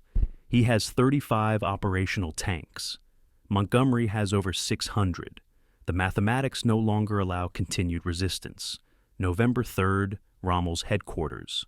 Rommel drafts withdrawal orders, recognizing that continuing to hold positions means complete destruction of his forces. Then a radio message arrives from Hitler's headquarters. Stand fast, victory or death. The order admits no flexibility, no tactical judgment, no consideration of operational reality. Rommel faces an impossible choice: obey Hitler and watch his army be annihilated, or disobey and risk court-martial. He chooses temporary obedience, rescinding withdrawal orders, committing his remaining forces to defensive positions they cannot hold. For 24 hours, the Afrika Korps stands fast, while British attacks systematically destroy what remains of German defensive cohesion. Then, on November 4th, Rommel makes the decision that saves what can be saved. He orders retreat regardless of Hitler's orders, explaining afterward that obedience would have achieved nothing but meaningless destruction. The Afrika Korps begins withdrawing westward, moving quickly despite fuel shortages, conducting fighting retreats that prevent British armor from achieving the encirclement Montgomery desires. The Italians, lacking mobility, are left behind. Tens of thousands of Italian soldiers surrender to advancing British forces. Alamein, November 4th, evening. British armor pursues retreating Axis columns, but cautiously, unwilling to overextend into potential ambushes. Montgomery's orders emphasize maintaining formation integrity rather than reckless pursuit. Rommel's skill at fighting withdrawals allows the Afrika Korps to escape encirclement that might have destroyed it completely. The Battle of El Alamein is over. British casualties total 13,500 men. Significant but sustainable. Axis casualties exceed 30,000, including captured Italians, and 75% of Axis armor is destroyed. More importantly, the psychological balance has shifted permanently. The Afrika Korps will never again attack in North Africa. Rommel will fight defensive battles during his retreat across Libya, but the initiative belongs irrevocably to the British. Montgomery's first major offensive has achieved victory, vindicating his methods, proving his confidence was justified, and providing Britain with the battlefield success it desperately needed. Churchill, receiving news in London, orders church bells rung throughout Britain for the first time since 1940. The ringing celebrates not just victory, but the end of a terrible period when every battle brought defeat. Montgomery has given Britain something it had not possessed since the war began: proof that British forces can defeat German forces in sustained ground combat. The achievement at El Alamein established Montgomery's reputation permanently, but also revealed characteristics that would create problems in future campaigns. He won through meticulous preparation, overwhelming material superiority, and willingness to accept casualties that methodical attrition required. His inflexibility during the battle, his refusal to modify the plan when circumstances changed, produced unnecessary losses but also maintained pressure that broke German defenses. Whether a more flexible commander might have achieved victory faster with fewer casualties remains debated. What is undeniable is that Montgomery's approach worked. The Eighth Army won. Rommel retreated. North Africa's strategic balance shifted decisively, and Montgomery's stock rose to levels that fed his considerable ego. The man who left England in August as a relatively unknown corps commander returned to public consciousness in November as the general who broke the Desert Fox. Fame would amplify Montgomery's worst character traits: his arrogance, his inability to share credit, his dismissiveness toward peers and subordinates. The seeds of future conflicts were planted in victory at El Alamein, where Montgomery learned that his methods worked and concluded that only his methods worked. The lesson was half true, which made it more dangerous than complete falsehood. Montgomery had won an important battle. He had not discovered universal principles of warfare applicable to all circumstances, but he believed he had, and that belief would shape every subsequent operation he commanded. Mersa Matruh, Libya, November 6, 1942. Heavy rain turns the coastal highway into a muddy quagmire, and Montgomery's pursuit of Rommel's retreating forces halts while engineers work to restore road surfaces capable of supporting armored vehicles. The rain is unseasonable, unexpected, and catastrophically timed. Rommel's forces, just 70 miles ahead, are vulnerable to encirclement if British armor can close the distance quickly. But the rain makes rapid pursuit impossible, and by the time roads become passable, Rommel has escaped immediate danger. Churchill, monitoring reports from London, sends an urgent telegram to Montgomery. "Why have you not destroyed Rommel?" The question carries criticism and frustration. Alamein was supposed to be decisive victory, destruction of Axis forces in Egypt, not merely their retreat. Montgomery's reply is terse and unapologetic. Weather and logistics constrained pursuit. The army cannot advance faster than its supply lines, and destroying Rommel requires patience rather than recklessness. Churchill is unsatisfied. The British public is unsatisfied. They wanted annihilation. They received retreat.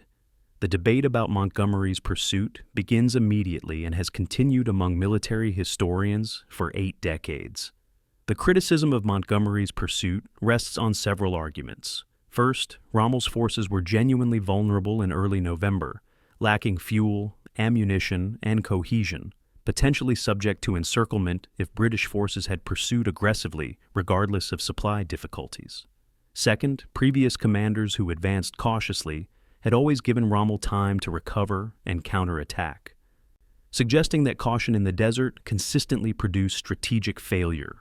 Third, the entire point of El Alamein was to destroy the Africa Corps, not merely push it westward, and failure to achieve destruction negated much of the battle's purpose.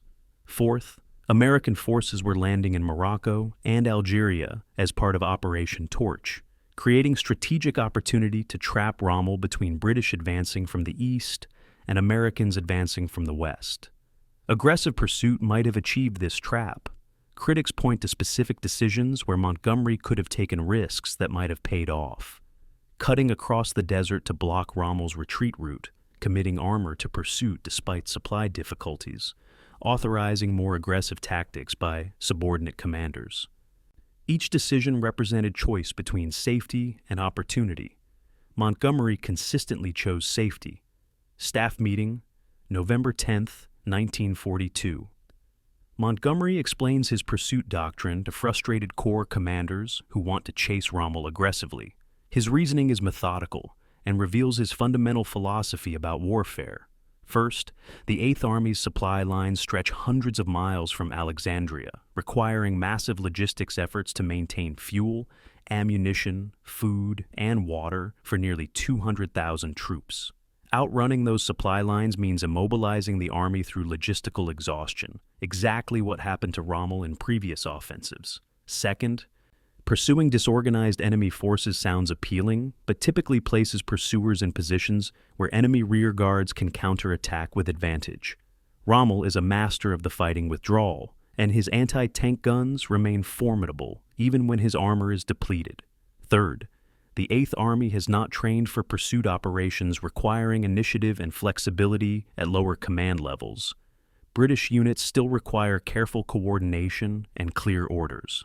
Throwing them into fluid pursuit operations risks confusion and defeat in detail. Fourth, Montgomery has no intention of risking the 8th Army on gambles when methodical advance will achieve the same objectives with certainty. Let Rommel retreat.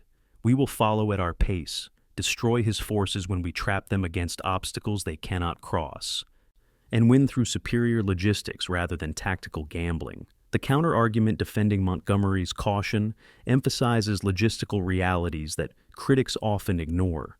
The Western Desert was not terrain suitable for rapid advances without secure supply lines. The 8th Army required 1,500 tons of supplies daily to maintain operational capability. Transport trucks could carry supplies forward only as fast as roads allowed, and desert roads were primitive at best. Water was scarce, requiring elaborate logistics to provide troops with minimum requirements. Fuel for tanks and transport vehicles consumed the majority of logistics capacity. Ammunition resupply, medical evacuation, spare parts for mechanical repairs, all required logistics infrastructure that could not be improvised. Previous British advances had consistently outrun their logistics and resulted in forced halts that allowed Axis forces to recover. Montgomery's critics wanted him to repeat those mistakes, gambling that aggressive pursuit would destroy Rommel before logistics collapsed. Montgomery refused that gamble, and his refusal was defensible military judgment rather than excessive caution. The rain that halted pursuit at Mersa was beyond anyone's control. Blaming Montgomery for weather is absurd, yet critics persist in arguing he should have found ways to pursue despite weather, despite logistics, despite terrain, as if willpower alone could overcome physical constraints. Tripoli, Libya, January 23, 1943. Montgomery enters the city his army has reached after advancing 1,400 miles from El Alamein, a methodical pursuit that drove Rommel's forces completely out of Libya and into Tunisia. The advance achieved Montgomery's objective. Axis forces expelled from Libya, Tripoli's port facilities captured intact, a secure supply base established for future operations. Churchill visits days later, inspecting troops, congratulating Montgomery, announcing victory to the press. But the underlying question remains unanswered. Why did it take 11 weeks to advance 1,400 miles against an enemy, retreating with forces Montgomery outnumbered by factors of 3 or 4 to 1?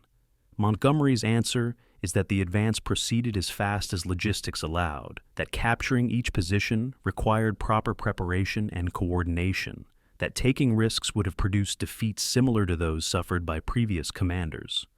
Critics respond that 11 weeks gave Axis forces time to establish new defensive positions in Tunisia, that faster advance might have prevented the costly battles that would follow, that Montgomery's excessive caution unnecessarily prolonged the North African campaign. The debate is unresolvable because counterfactuals cannot be tested. What happened is clear. Montgomery advanced methodically, Rommel retreated successfully, and the Africa Corps survived to fight in Tunisia. Mareth Line, Tunisia, March 20th, 1943. Montgomery launches a frontal assault against prepared German defenses at the Mareth Line, a series of fortifications that the French had built before the war and Germans now occupied. The attack represents exactly the type of operation Montgomery typically avoids: frontal assault against prepared positions without overwhelming superiority. But geographic constraints limit alternatives.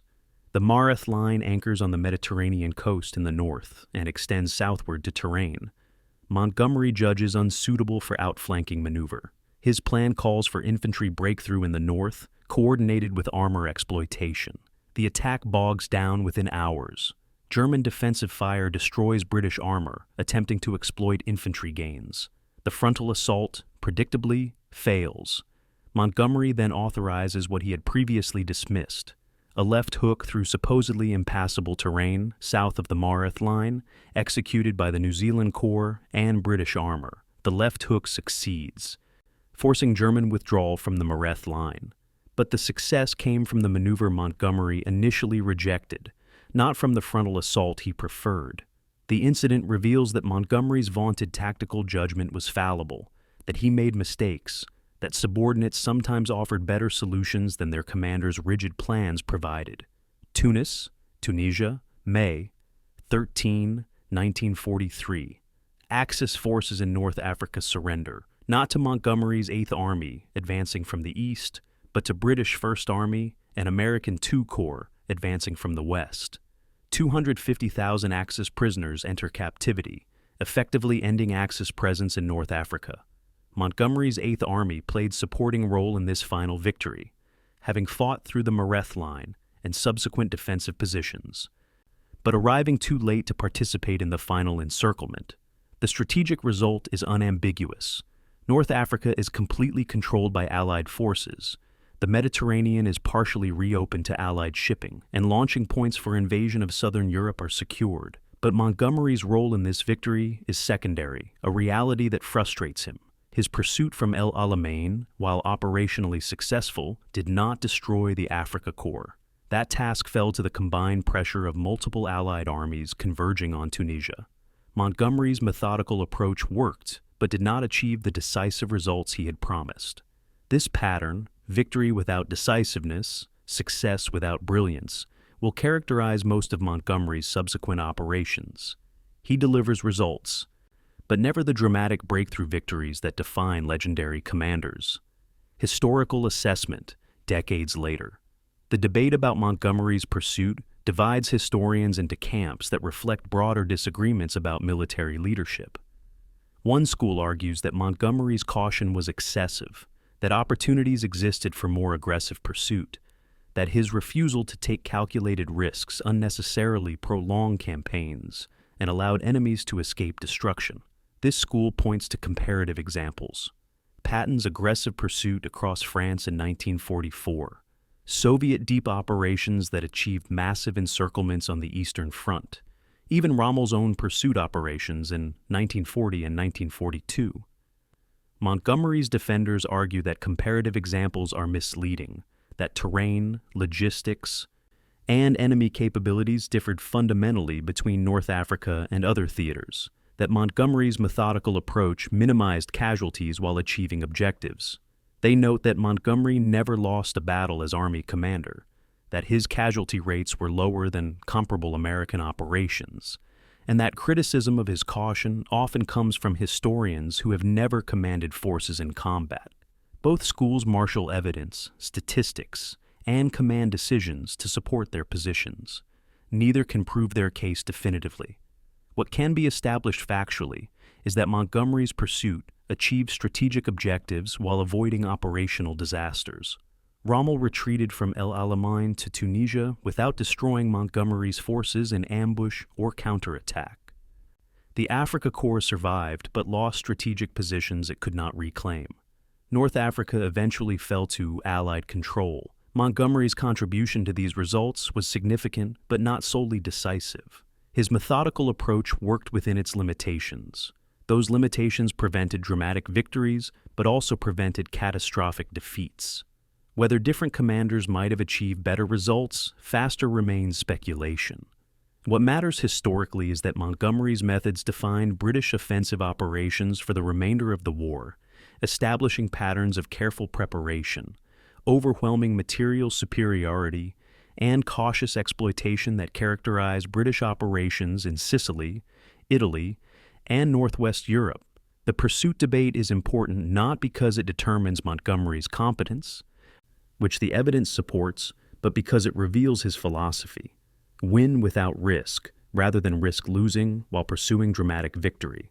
That philosophy served Britain reasonably well in strategic circumstances where Britain could afford methodical campaigns. Whether it served the broader Allied coalition equally well, when faster victory might have saved lives elsewhere, remains an uncomfortable question.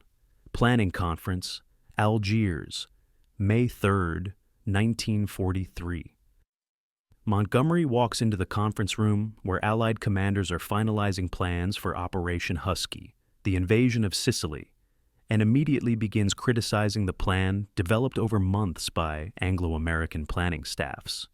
The plan calls for dispersed landings across southern and eastern Sicily, with American forces landing in the west, British forces in the southeast. Montgomery declares the plan unworkable and insists on concentrating landings along the southeastern coast, with British forces taking the eastern beaches and Americans relegated to supporting role in the south. Lieutenant General George Patton, commanding the American 7th Army, listens to Montgomery's dismissive assessment of American combat capabilities and feels rage building that he barely controls.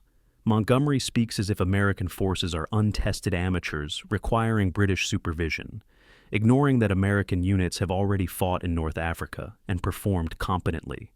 Patton's diary entry that evening reads, "That son of a bitch Montgomery thinks he won the war by himself. The Sicily campaign begins with this poisoned atmosphere, and nothing that follows will improve Anglo-American relations.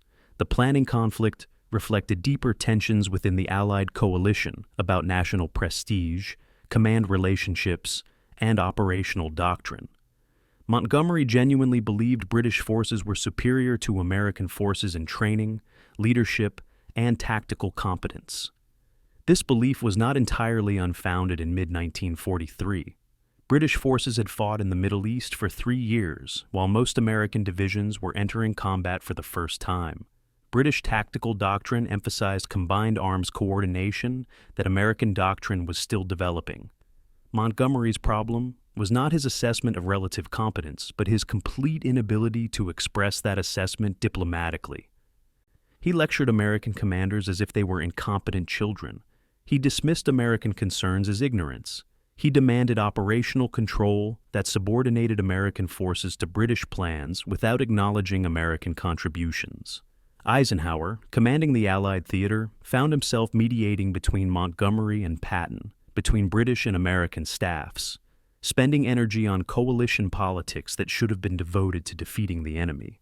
The strategic irony was that American military and economic power was already surpassing British power, that the coalition's balance was shifting toward American dominance, and that Montgomery's condescension toward Americans was alienating the nation whose support Britain desperately needed. Sicily, July 10th, 1943, 3:30 a.m. Allied forces begin amphibious landings along 80 miles of Sicilian coastline, the largest amphibious operation in history to that date. British 8th Army lands on southeastern beaches near Syracuse and Augusta, encountering light Italian resistance that collapses quickly. American 7th Army lands on southwestern beaches near Gela, encountering stiffer resistance, including German armored counterattacks that nearly push American units back into the sea before naval gunfire and American tenacity stabilize the beachhead. The first 24 hours establish patterns that will define the campaign.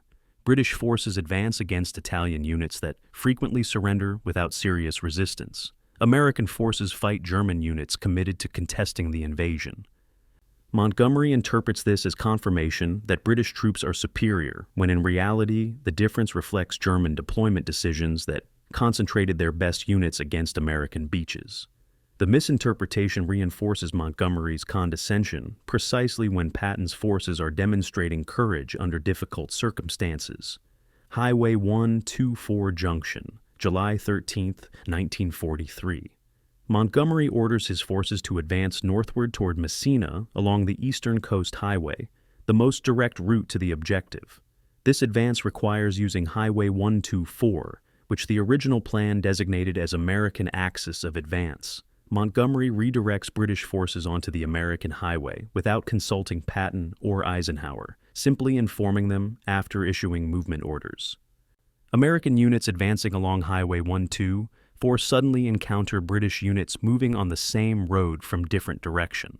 Military police from both nations argue about right-of-way. An American MP, when informed that the British column is led by General Montgomery, responds with words that become legendary. "I don't give a damn if it's General Montgomery or the King of England. This is General Patton's road."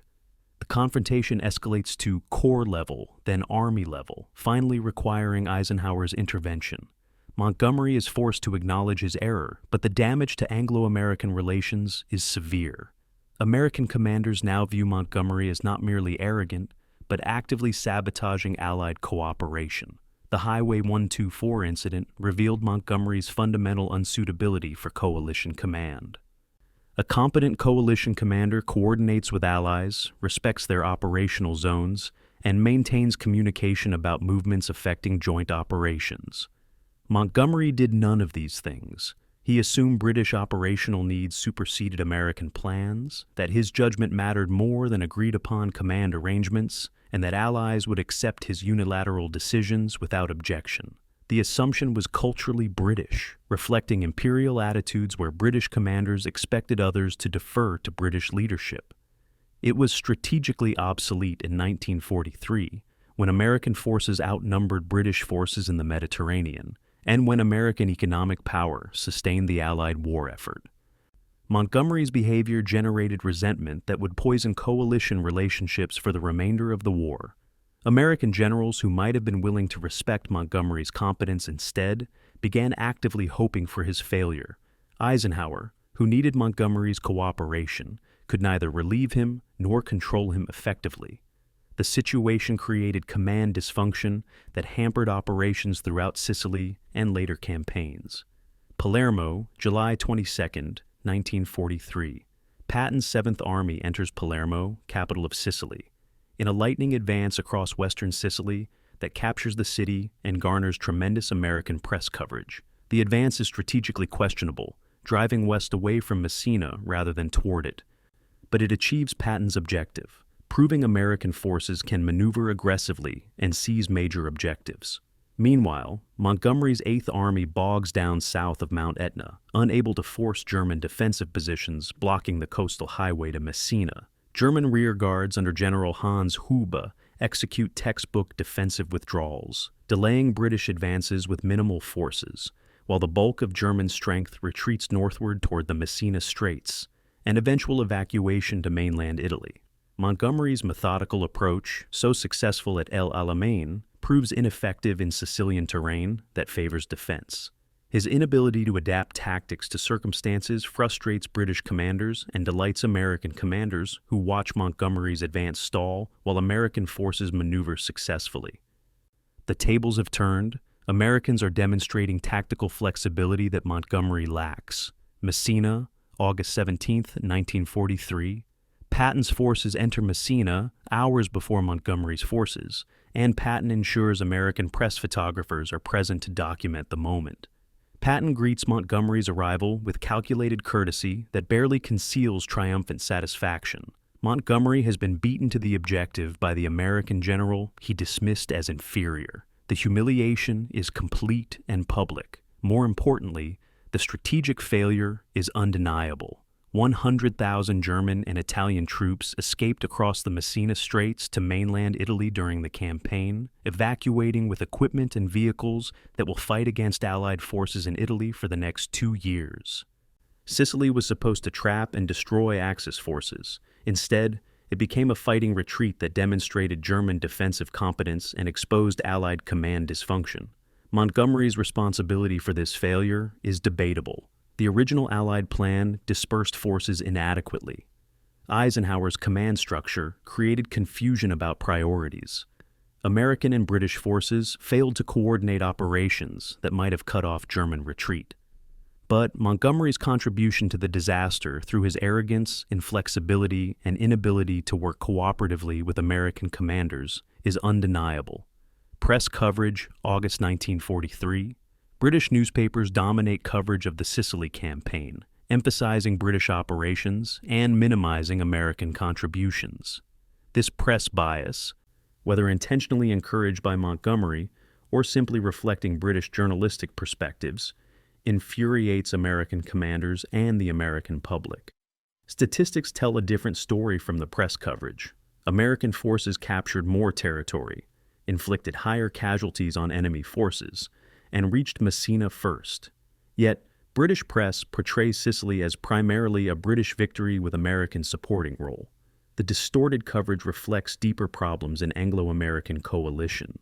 British leaders, facing declining military power relative to Americans, compensated by claiming disproportionate credit for joint victories. Montgomery personally encouraged this narrative, briefing journalists in ways that emphasized British contributions and criticized American performance. His press relations, masterful when dealing with British journalists, became counterproductive when American journalists reported his comments back to American audiences. Patton and other American generals seethed at Montgomery's publicity-seeking while publicly maintaining Allied unity. Sicily Campaign Assessment, modern historians. The campaign achieved its strategic objective, removing Sicily from Axis control, opening the Mediterranean to Allied shipping, and creating launch point for invasion of mainland Italy. But it revealed serious problems in Allied command arrangements and Montgomery's role within them. Montgomery proved unable or unwilling to function as coalition partner. His attitude toward American forces bordered on contempt. His operational decisions prioritized British objectives without regard for American concerns. His public statements undermined alliance cohesion. Eisenhower recognized these problems but lacked authority to resolve them. Churchill supported Montgomery despite his flaws because Britain needed Montgomery's success to maintain influence within the alliance. The result was ongoing command dysfunction that would plague operations in Italy and Northwest Europe. Montgomery had demonstrated at El Alamein that he could win battles. Sicily demonstrated that he could not work effectively with allies. In coalition warfare, the the second limitation was as serious as the first would have been. The personal animosity between Montgomery and Patton became legendary and represented broader Anglo-American tensions that threatened alliance cohesion. Both generals were egotistical, publicity-seeking, and convinced of their own superiority. Both had proven combat records. Both inspired fierce loyalty among their troops. But Montgomery's personality amplified conflict, while Patton's, despite his legendary temper, included capacity for personal charm that Montgomery completely lacked. Patton could be diplomatic when circumstances required. Montgomery could not. Patton could acknowledge others' achievements. Montgomery could not. Patton could subordinate his ego to coalition necessity. Montgomery could not. These character differences, combined with national rivalries and competing operational doctrines, created toxic command environment. Eisenhower spent enormous energy managing personalities that should have been focused on defeating the enemy. The Sicily campaign ended with Allied victory and Anglo-American relations at their lowest point since formation of the coalition. Montgomery bore significant responsibility for this deterioration. His competence as battlefield commander could not compensate for his incompetence at coalition partnership, and the Allied command structure had no mechanism for correcting this dysfunction short of relieving Montgomery, which political considerations made impossible. The problem would continue, would worsen, and would nearly fracture the alliance during subsequent campaigns. Straits of Messina, September 3, 1943, 4:30 a.m. British artillery on the Sicilian shore opens fire across the narrow waters separating Sicily from mainland Italy, providing covering fire for the 8th Army's amphibious crossing. Montgomery watches from an observation post as landing craft carry the 13th Corps across waters so calm they resemble a lake. The crossing is unopposed. German forces have withdrawn inland, ceding the beaches to avoid being trapped against the coast.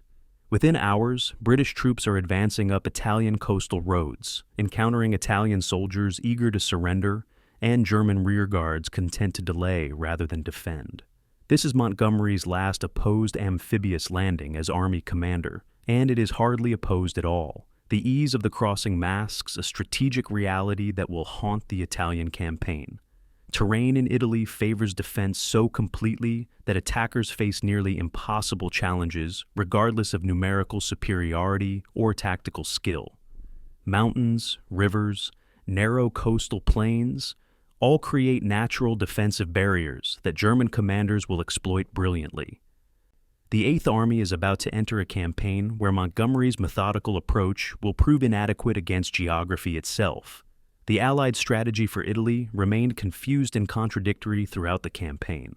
Churchill advocated for Italian operations as striking at the soft underbelly of Axis Europe, a phrase that reflected wishful thinking more than geographic reality. Italy possessed no soft underbelly.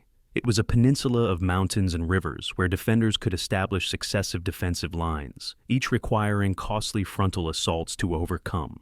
American planners opposed the Italian campaign, preferring to concentrate resources for cross-channel invasion of France. The compromise pleased no one. Enough forces committed to Italy to require major operations, but not enough to achieve decisive results quickly. Montgomery entered this strategic confusion, commanding an army that had fought continuously since El Alamein, an army tired and understrength, facing an enemy that would demonstrate defensive competence exceeding anything the Africa Corps had shown in the desert. The campaign would become a grinding attrition battle where neither side could achieve breakthrough, where casualties mounted steadily without corresponding strategic gains, where the war's outcome would be decided elsewhere, while Italian mountains consumed lives and resources. Salerno, September 9, 1943. While Montgomery's 8th Army advances slowly up the eastern coast, the American 5th Army under Lieutenant General Mark Clark lands at Salerno, south of Naples, in an amphibious assault that nearly ends in disaster.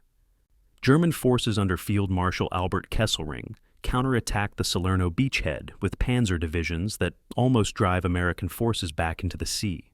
Clark considers evacuating the beachhead, ordering contingency plans for withdrawal.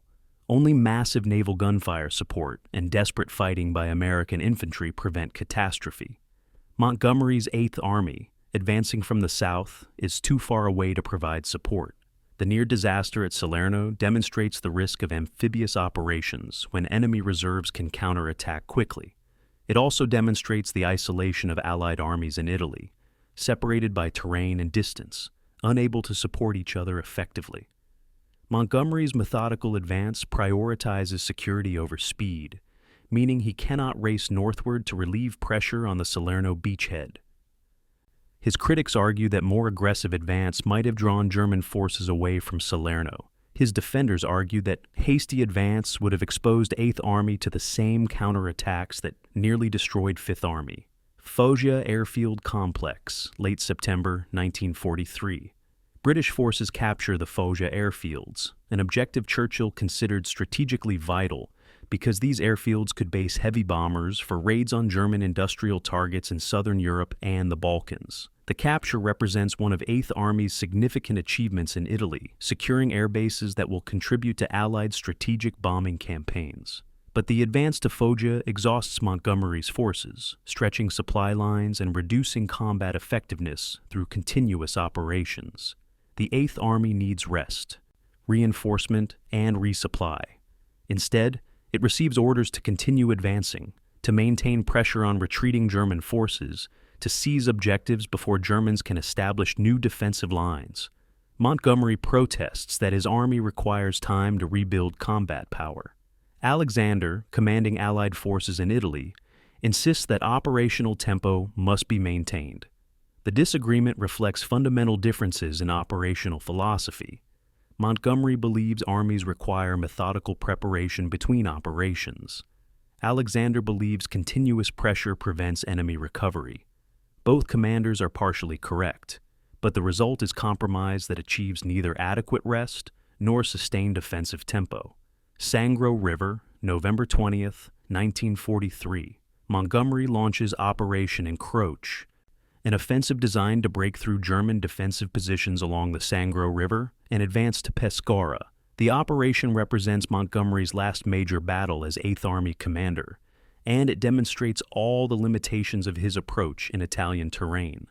British artillery pounds German positions. Infantry attacks across the Sangro under heavy fire. German defenders occupy as prepared positions in mountainous terrain that negates British armor advantages. The weather turns catastrophic. Rain transforms the battlefield into mud that immobilizes tanks and makes infantry advances exhausting struggles against terrain as much as enemy. British forces gain ground, crossing the Sangro and establishing bridgeheads beyond it. But the advance costs heavy casualties for minimal gains. German defensive lines absorb British attacks, withdraw to subsequent positions, and repeat the pattern. By early December, the offensive has gained less than 10 miles and cost thousands of casualties. Montgomery's careful preparation means nothing when terrain and weather create conditions his methodical approach cannot overcome. Eighth Army Headquarters, Christmas Eve, 1943. Montgomery receives notification that he is being transferred to England to command ground forces for Operation Overlord, the planned invasion of Normandy. His reaction is complex: relief at leaving a frustrating campaign, satisfaction at receiving the most important command assignment of the war, but also genuine sadness at leaving the Eighth Army he has commanded for 18 months. Montgomery's relationship with his troops was paradoxical. They respected his competence, trusted his concern for minimizing casualties, and took pride in victories he led them to achieve. But they also recognized his flaws, his arrogance, his difficult personality. When Montgomery addresses the Eighth Army in farewell, his speech is uncharacteristically emotional, revealing vulnerability he rarely displayed. He tells them they are the finest soldiers in the world, that commanding them has been the honor of his career, that their victories secured British prestige when Britain desperately needed victories. Some who witnessed the speech report seeing tears in Montgomery's eyes, though he would deny this later. The moment reveals that beneath Montgomery's harsh exterior existed genuine attachment to the men he commanded. Attachment he expressed through meticulous preparation and tactical caution, rather than through warmth or sentiment. Italian campaign assessment, strategic level. The Italian campaign achieved limited objectives at substantial cost. Allied forces tied down German divisions that might otherwise have reinforced France or the Eastern Front. The campaign removed Italy from the Axis, though Italian forces had contributed little to Axis strength by late 1943. It provided training and combat experience for Allied divisions that would later fight in Normandy. But it did not achieve Churchill's vision of striking decisively at Axis Europe from the south. The campaign became a secondary theater, draining resources while the war's decisive battles occurred elsewhere. Montgomery's performance in Italy was competent but uninspired. He advanced steadily against opposition, secured objectives, maintained army cohesion. He did not achieve breakthroughs or demonstrate tactical brilliance. The terrain made brilliance nearly impossible, but Montgomery also made no apparent effort to adapt his methods to circumstances that did not favor his approach. He applied Alamein lessons to situations where those lessons did not apply, producing mediocre results. Transfer to England, late December 1943. Montgomery departs Italy for England, leaving command of 8th Army to Lieutenant General Oliver Leese, one of his most capable corps commanders. The transfer ends Montgomery's association with the Mediterranean theater, where he had built his reputation. He leaves with mixed record: decisive victory at El Alamein, successful pursuit across Libya despite criticism about its pace, adequate performance in Sicily and Italy, despite coalition tensions and operational limitations. His stock in Britain remains high. The public views him as the general who stopped Rommel, who gave Britain its first major victories. But among Allied commanders, his reputation is more complex. British colleagues respect his competence while finding his personality intolerable. American commanders respect his tactical ability while resenting his condescension and inability to function as coalition partner. Eisenhower, who will command the Overlord operation with Montgomery as ground forces commander, approaches the relationship with trepidation. He knows he needs Montgomery's expertise. He also knows Montgomery will create problems that will require constant management. The stage is set for the final 18 months of Montgomery's wartime service, where his greatest achievements and worst failures will occur in rapid succession. The Italian campaign revealed limitations in Montgomery's generalship that El Alamein had concealed: set-piece battles with time for preparation, overwhelming material superiority, and clear objectives suited Montgomery's strengths. Fluid operations in difficult terrain against skillful defenders exposed his weaknesses. He could not adapt quickly to changing circumstances. He could not improvise solutions when prepared plans became irrelevant. He could not inspire subordinates to exercise initiative when his detailed orders no longer applied to battlefield reality. These limitations mattered less when Montgomery fought battles he chose. At times he selected, with preparations he personally supervised. They mattered enormously when circumstances imposed battles he had not chosen, at times determined by enemy actions, with insufficient preparation. Italy was such a circumstance, and Montgomery's performance was merely adequate. Adequate performance from Britain's most celebrated general disappointed those expecting brilliance. The disappointment would intensify in Normandy, where expectations would be even higher and circumstances even more challenging. Montgomery was about to face the supreme test of his career, commanding Allied ground forces in the invasion that would determine the war's outcome in Western Europe. Success would confirm his place among history's great commanders. Failure would destroy everything he had built since El Alamein. St. Paul's School, London, January 3rd, 1944. Montgomery spreads the Cossack plan for Operation Overlord across a table in his new headquarters and spends 15 minutes studying it in silence. Staff officers who have worked on the plan for months wait nervously for his assessment. Montgomery looks up and delivers his verdict. This will not work. The plan calls for a 3-division assault on a narrow front between Caen and the Cotentin Peninsula, approximately 25 miles wide. Montgomery explains why this is inadequate with the clarity that characterizes his best moments. 3 divisions landing on narrow frontage will create congestion that prevents reinforcement. German reserves will counterattack before beachhead is consolidated. Attacking forces will lack maneuver room to exploit inland. The plan risks creating another Anzio, the Italian beachhead, where Allied forces were trapped against the coast for months. Montgomery's solution is immediate and comprehensive. Expand to 5 divisions across 50 miles of front. Add airborne divisions on both flanks to protect against counterattack. Accept the 1-month delay this expansion requires to accumulate additional landing craft. The staff officers object that logistics cannot support the expansion. Montgomery replies that logistics must support it because the alternative is failure. The expansion of the D-Day plan represents Montgomery's most significant contribution to Allied victory in Europe, more important than any battle he later commanded. The original Cossack plan, developed by Lieutenant General Frederick Morgan's staff, reflected constraints rather than strategic requirements. Limited landing craft availability dictated narrow frontage. Montgomery reversed the logic. Strategic requirements should dictate resource allocation, not the other way around. If victory required 5 divisions and 50 miles of front, then the Allies would find the landing craft and accept the delay. His insistence forced logisticians to solve problems they had declared unsolvable. It forced planners to reconsider assumptions they had accepted as fixed. It forced the entire Allied command structure to confront uncomfortable reality. The invasion required more resources, more time, and more thorough preparation than anyone had acknowledged. Montgomery's stubbornness, usually a liability, became an asset. He would not compromise on fundamentals. Either the invasion would be done properly, or he would not command it. Given his public stature and military reputation, the threat carried weight. Eisenhower supported the expansion, Churchill supported it. Combined chiefs of staff approved it. The invasion was delayed from May to early June to accommodate the larger operation. Planning Conference, St. Paul's School, April 7, 1944.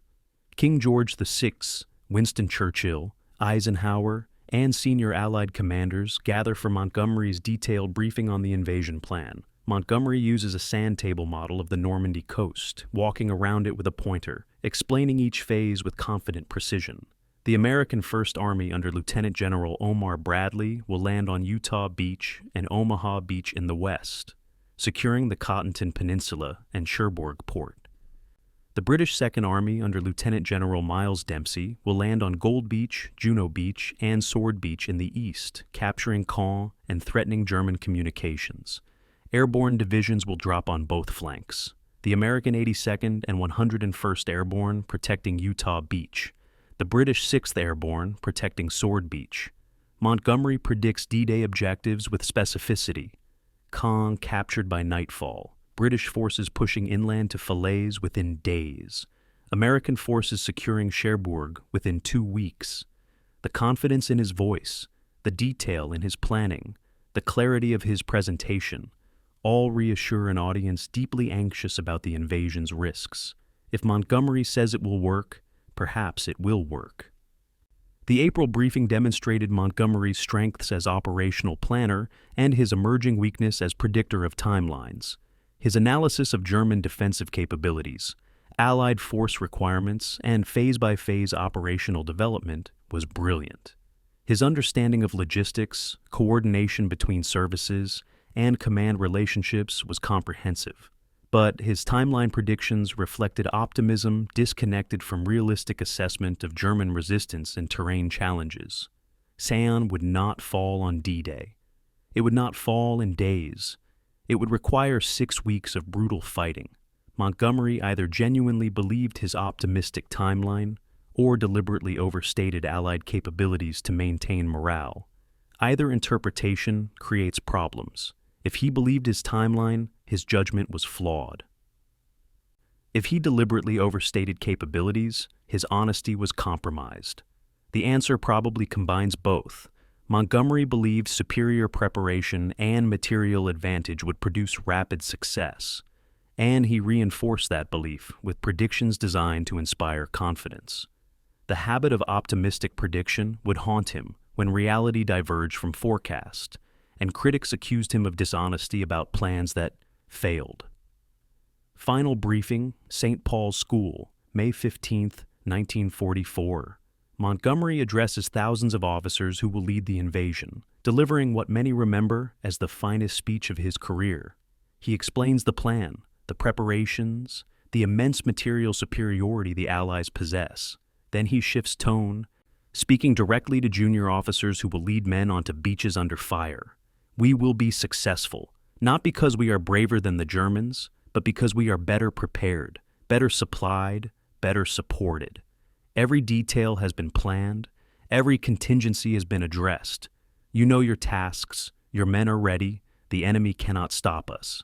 The speech combines Montgomery's trademark confidence with unusual acknowledgement of soldiers' fears and humanity. Officers leave the briefing inspired and steadied, their anxiety about the invasion reduced by Montgomery's certainty. Whether that certainty is justified remains to be tested, but the psychological impact is real. Allied forces will attack believing they will win, and that belief matters more than most tactical factors. Montgomery understands this. His greatest contribution to D-Day may be the confidence he instills in tens of thousands of soldiers who will execute the plan. Montgomery's headquarters, night of June 5, 1944. The invasion has been postponed 24 hours due to weather, and now Eisenhower has made the final decision. The invasion will proceed on June 6th, despite continued poor weather. Montgomery writes personal letters to each division commander, a ritual he has maintained since El Alamein. The letters are brief, direct, professional. They express confidence and trust. Montgomery seals each letter personally, then sits alone in his caravan, reviewing maps one final time.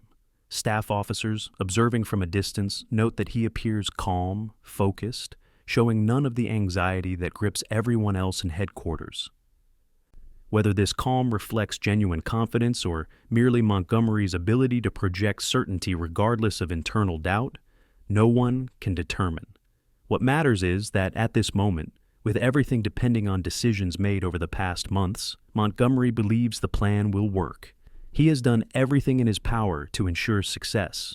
Now the outcome depends on soldiers executing the plan under fire, on junior officers making decisions he cannot control, on weather and chance and German reactions that no amount of planning can fully predict. It is the most elaborate operation ever mounted, and it begins in hours.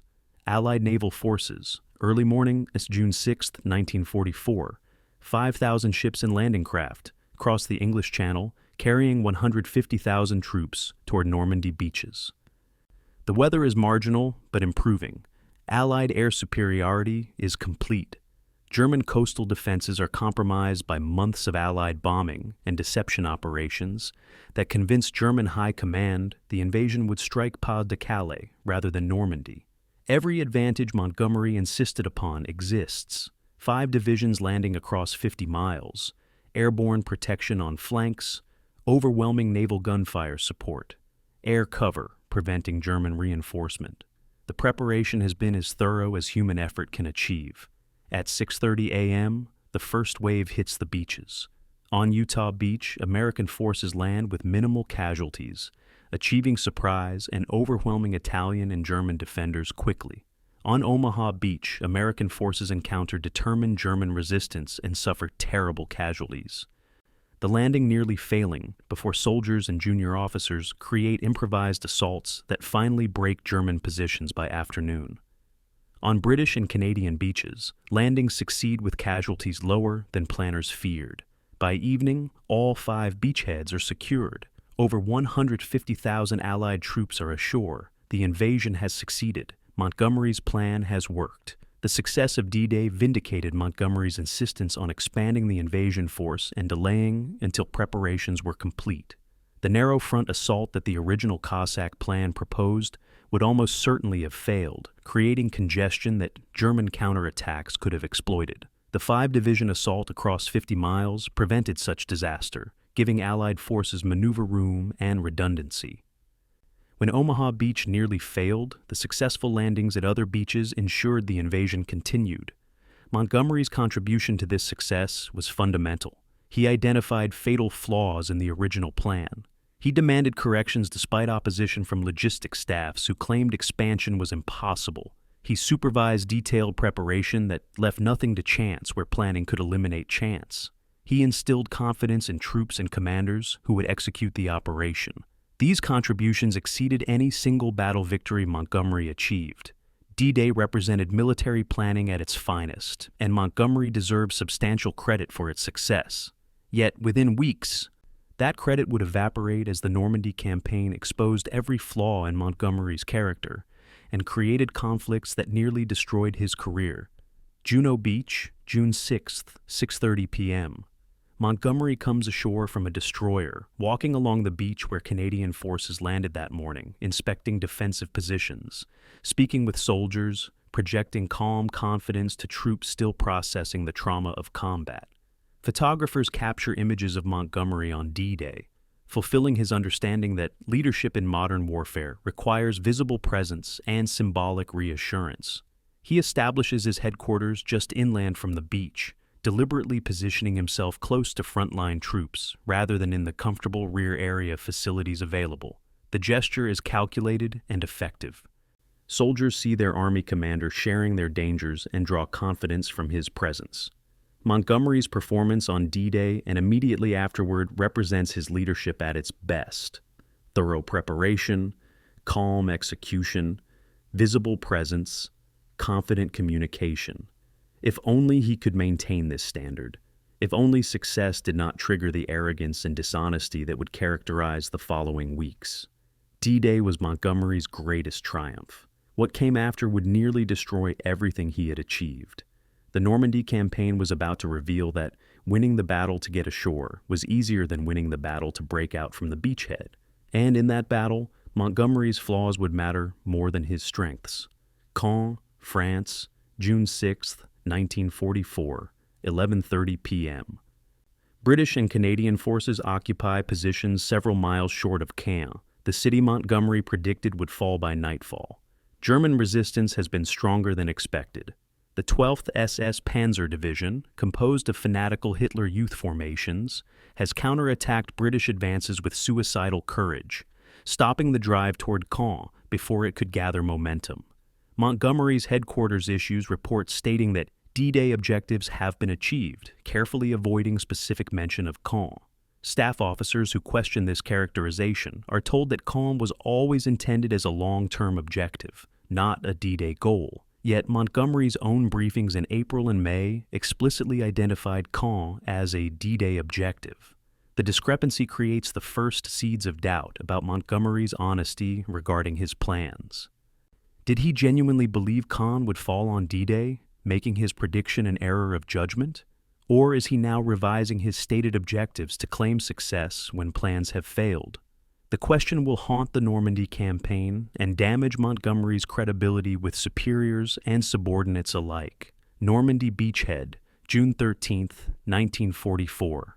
A full week after D-Day, British forces still have not captured Caen. German panzer divisions concentrate opposite British positions, exactly where Montgomery says he wants them, pinning German armor in the east while American forces build strength in the west. Montgomery's defenders argue this is his strategy. Draw German armor to the British sector, allowing Americans to break out from the western end of the beachhead.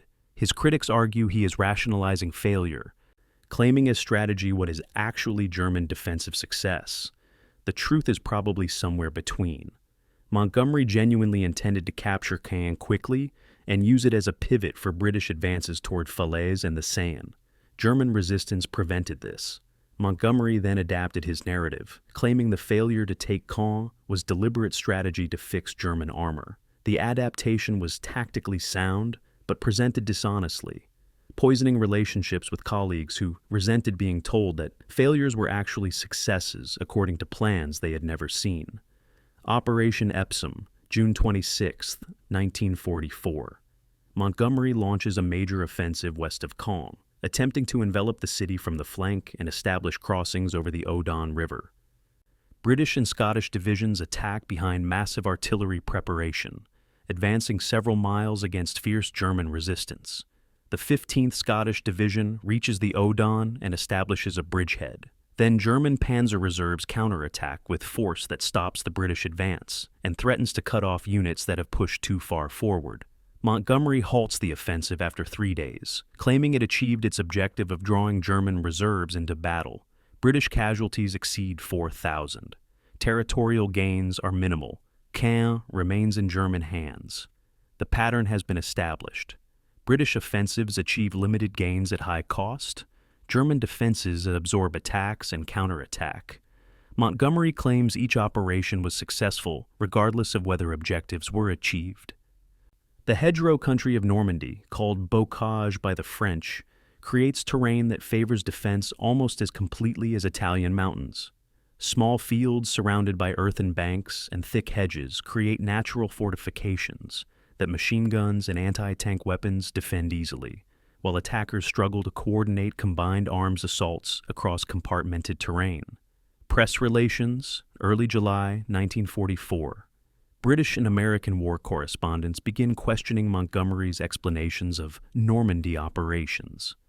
The commander, who was so accessible and quotable in North Africa, now provides briefings that seem evasive, claiming success for operations that appear to have failed. When pressed about when Caen will fall, Montgomery responds that Caen is not the important objective, that drawing German armor to the British sector is the strategy, that American breakout in the West will be the decisive operation. American correspondents report these statements to American audiences, creating impressions that British forces are failing, while American forces will have to win the campaign. British correspondents notice that Montgomery no longer makes specific predictions about timelines or objectives, having learned that failed predictions damage credibility. The press relations problem compounds command problems. Eisenhower and Bradley read newspaper accounts suggesting Montgomery's operations are failing and question whether those accounts are accurate. Montgomery's habit of claiming success regardless of results has made it impossible for anyone to determine from his reports whether operations are actually succeeding according to plan or failing, while Montgomery revises the plan retroactively. Operation Charnwood, July 8, 1944. 460 heavy bombers carpet bomb Caen, reducing much of the medieval city to rubble, followed by British and Canadian ground assault that finally captures the northern portion of the city. The bombing kills thousands of French civilians and creates rubble that impedes British advance rather than facilitating it. German forces withdraw to positions south of the city, maintaining control of the southern suburbs and high ground beyond. Montgomery announces that Caen has been captured, and technically this is true. But the city's southern portion and the critical high ground remain in German hands. The victory is partial, achieved a month late, at tremendous cost in French civilian casualties, and producing limited operational advantage. Yet Montgomery's public statements portray Charnwood as achieving its objectives, inflating partial success into complete victory. His superiors know the reality. American commanders know the reality. Only British public opinion accepts Montgomery's version, and even there, skepticism is growing. Operation Goodwood, July 18, 1944. Montgomery launches the largest British armored offensive of the war, committing 3 armored divisions and over 700 tanks in an attack east of Caen, aimed at breaking through German defenses and advancing toward Falaise. Heavy bombers saturate German positions with over 7,000 tons of bombs. British armor advances through the bombardment area, encountering German positions that survived the bombing and German anti-tank guns positioned in depth. By day's end, British forces have advanced 6 miles at maximum penetration. German defenses have bent but not broken. The battle continues for 3 days. British tank losses exceed 400 tanks, including 75% losses in some formations. German defensive positions remain intact. The offensive finally halts, having gained approximately 7 miles of territory at catastrophic cost. Montgomery announces that Goodwood achieved its objectives. Eisenhower, reading Montgomery's pre-attack reports that suggested breakthrough was intended, concludes Montgomery is lying about his objectives to conceal failure. The breakdown in trust between Eisenhower and Montgomery becomes nearly complete. American sector, Operation Cobra, July 25, 1944. While British operations in the east grind forward with minimal gains, American forces launch Operation Cobra in the west, a massive offensive that breaks through German defensive lines and achieves the operational breakthrough that Montgomery's operations have failed to produce. Patton's Third Army, newly activated, exploits the breakthrough with aggressive pursuit operations that liberate vast areas of western France.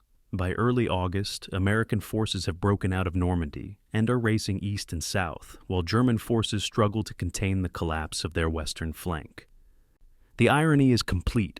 Montgomery's strategy of drawing German armor to the British sector, while Americans break out in the west, has succeeded, but succeeded through American operational skill rather than British breakthrough. Montgomery claims credit for creating conditions that enabled American success. American commanders resent the claim, arguing their success resulted from their superior tactics and aggressive pursuit, despite, not because of, Montgomery's methodical operations in the East.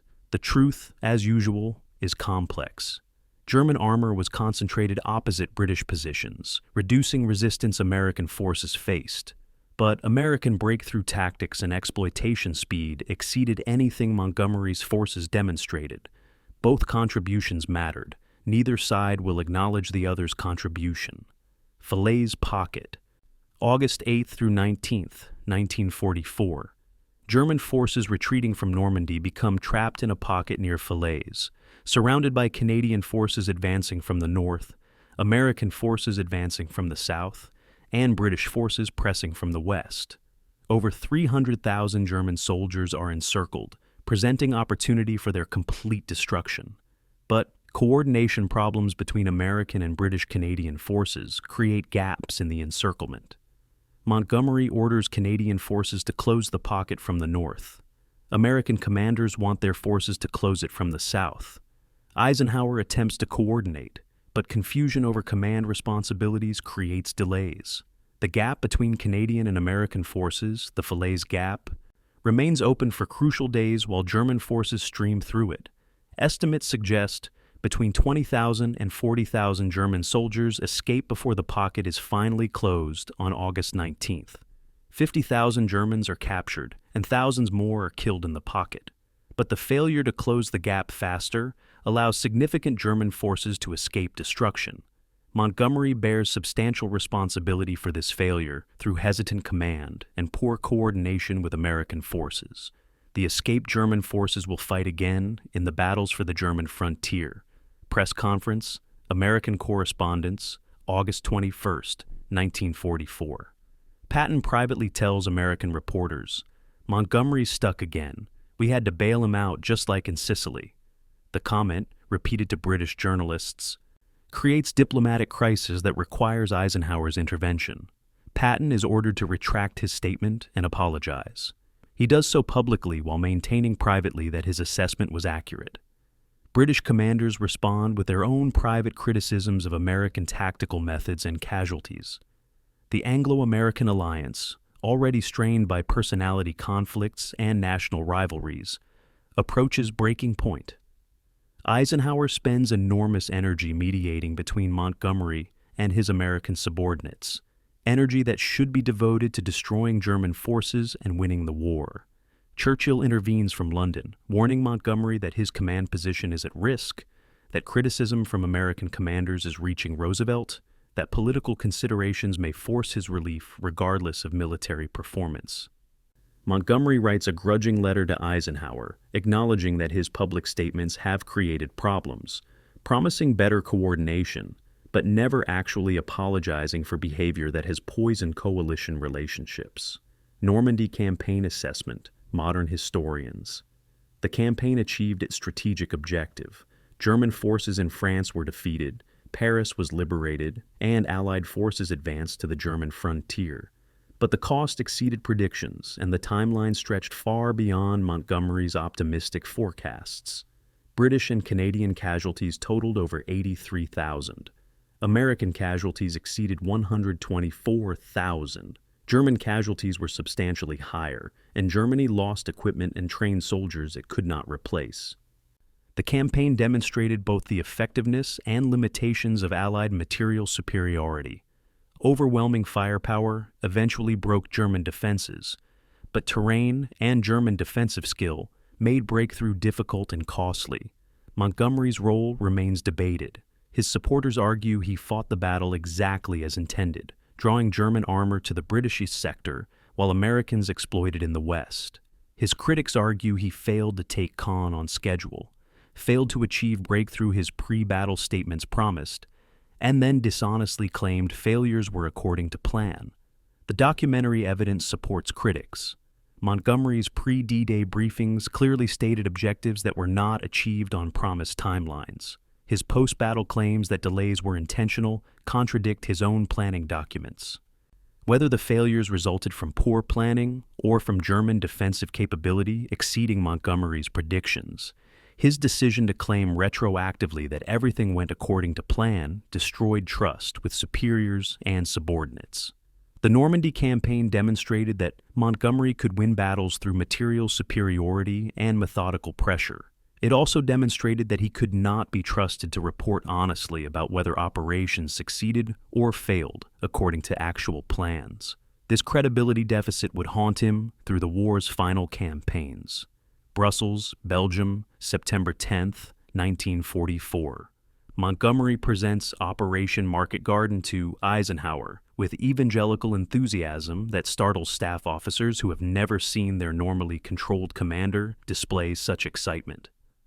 The plan is audacious by any standard, wildly aggressive by Montgomery's usual cautious approach. Drop 35,000 airborne troops along a 64-mile corridor from the Dutch-Belgian border to Arnhem, seizing bridges over the Maas, Waal, and Lower Rhine rivers.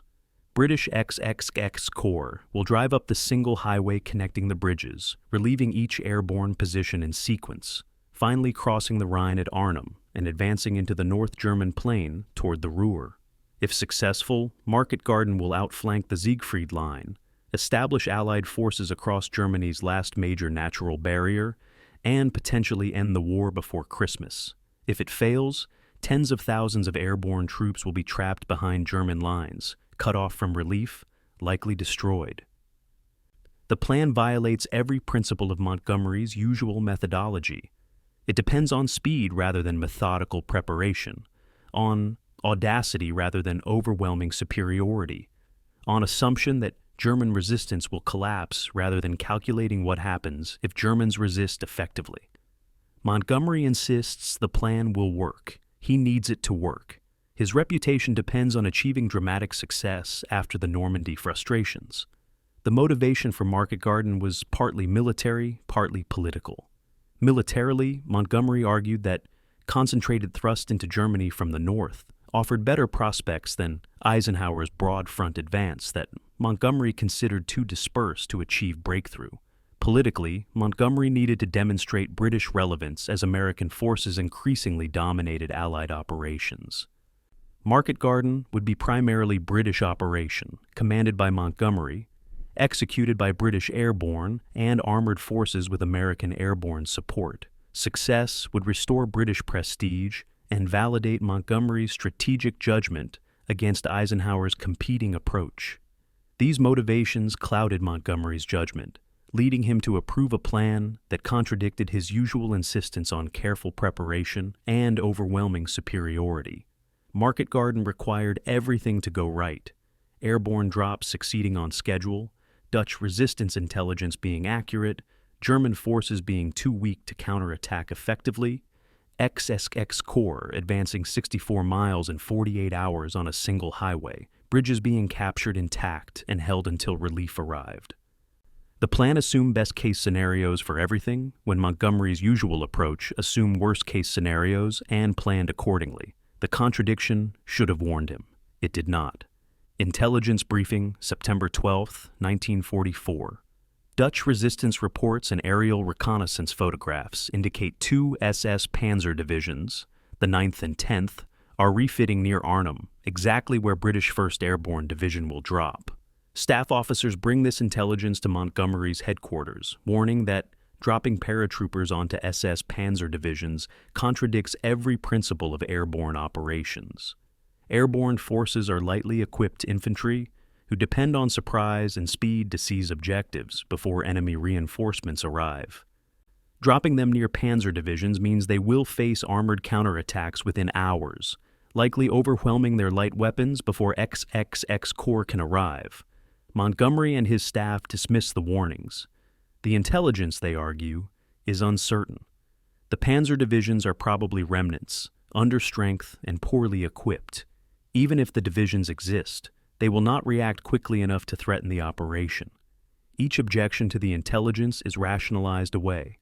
Officers who persist in questioning the plan are accused of defeatism, the same charge Montgomery leveled against doubters in North Africa.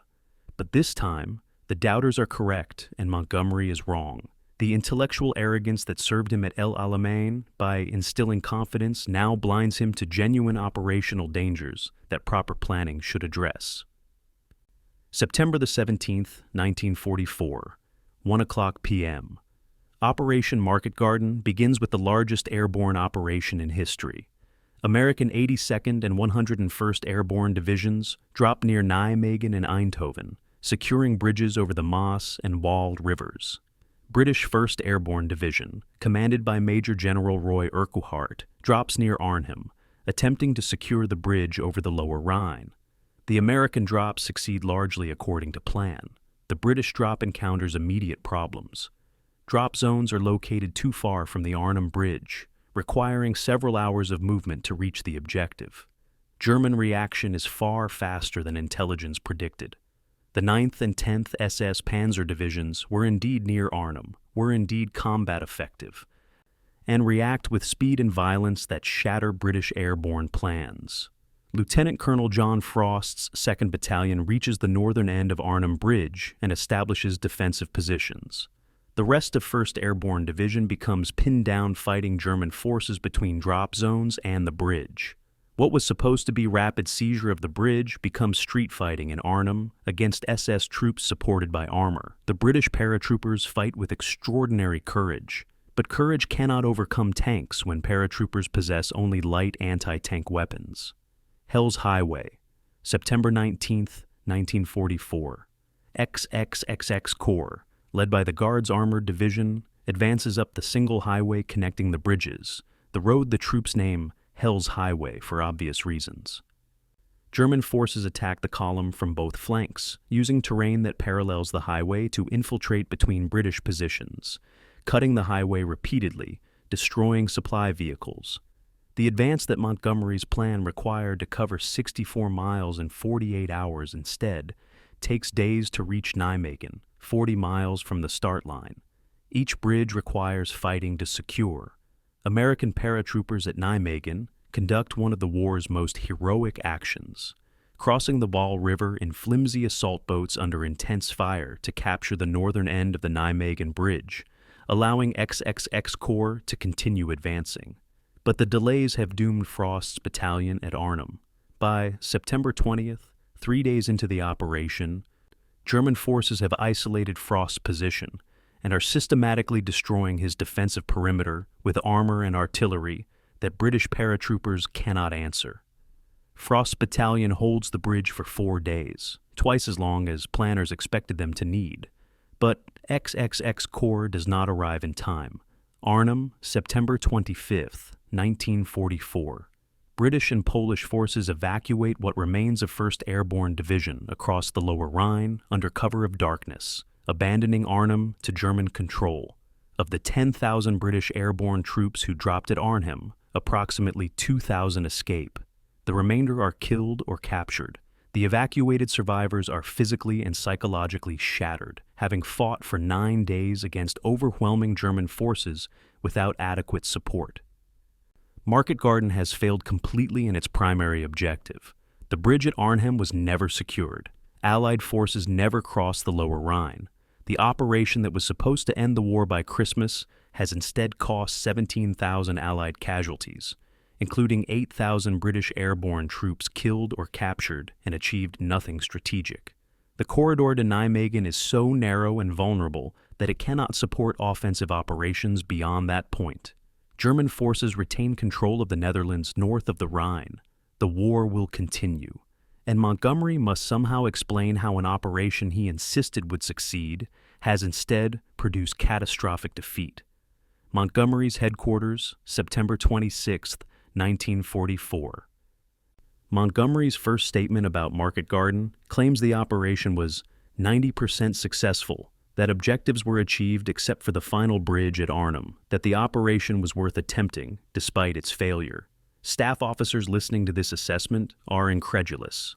Market Garden was not designed to be 90% successful. It was all-or-nothing operation that required seizing all bridges, including Arnhem. Stopping at Nijmegen achieved nothing that could not have been achieved with simpler operations at lower cost.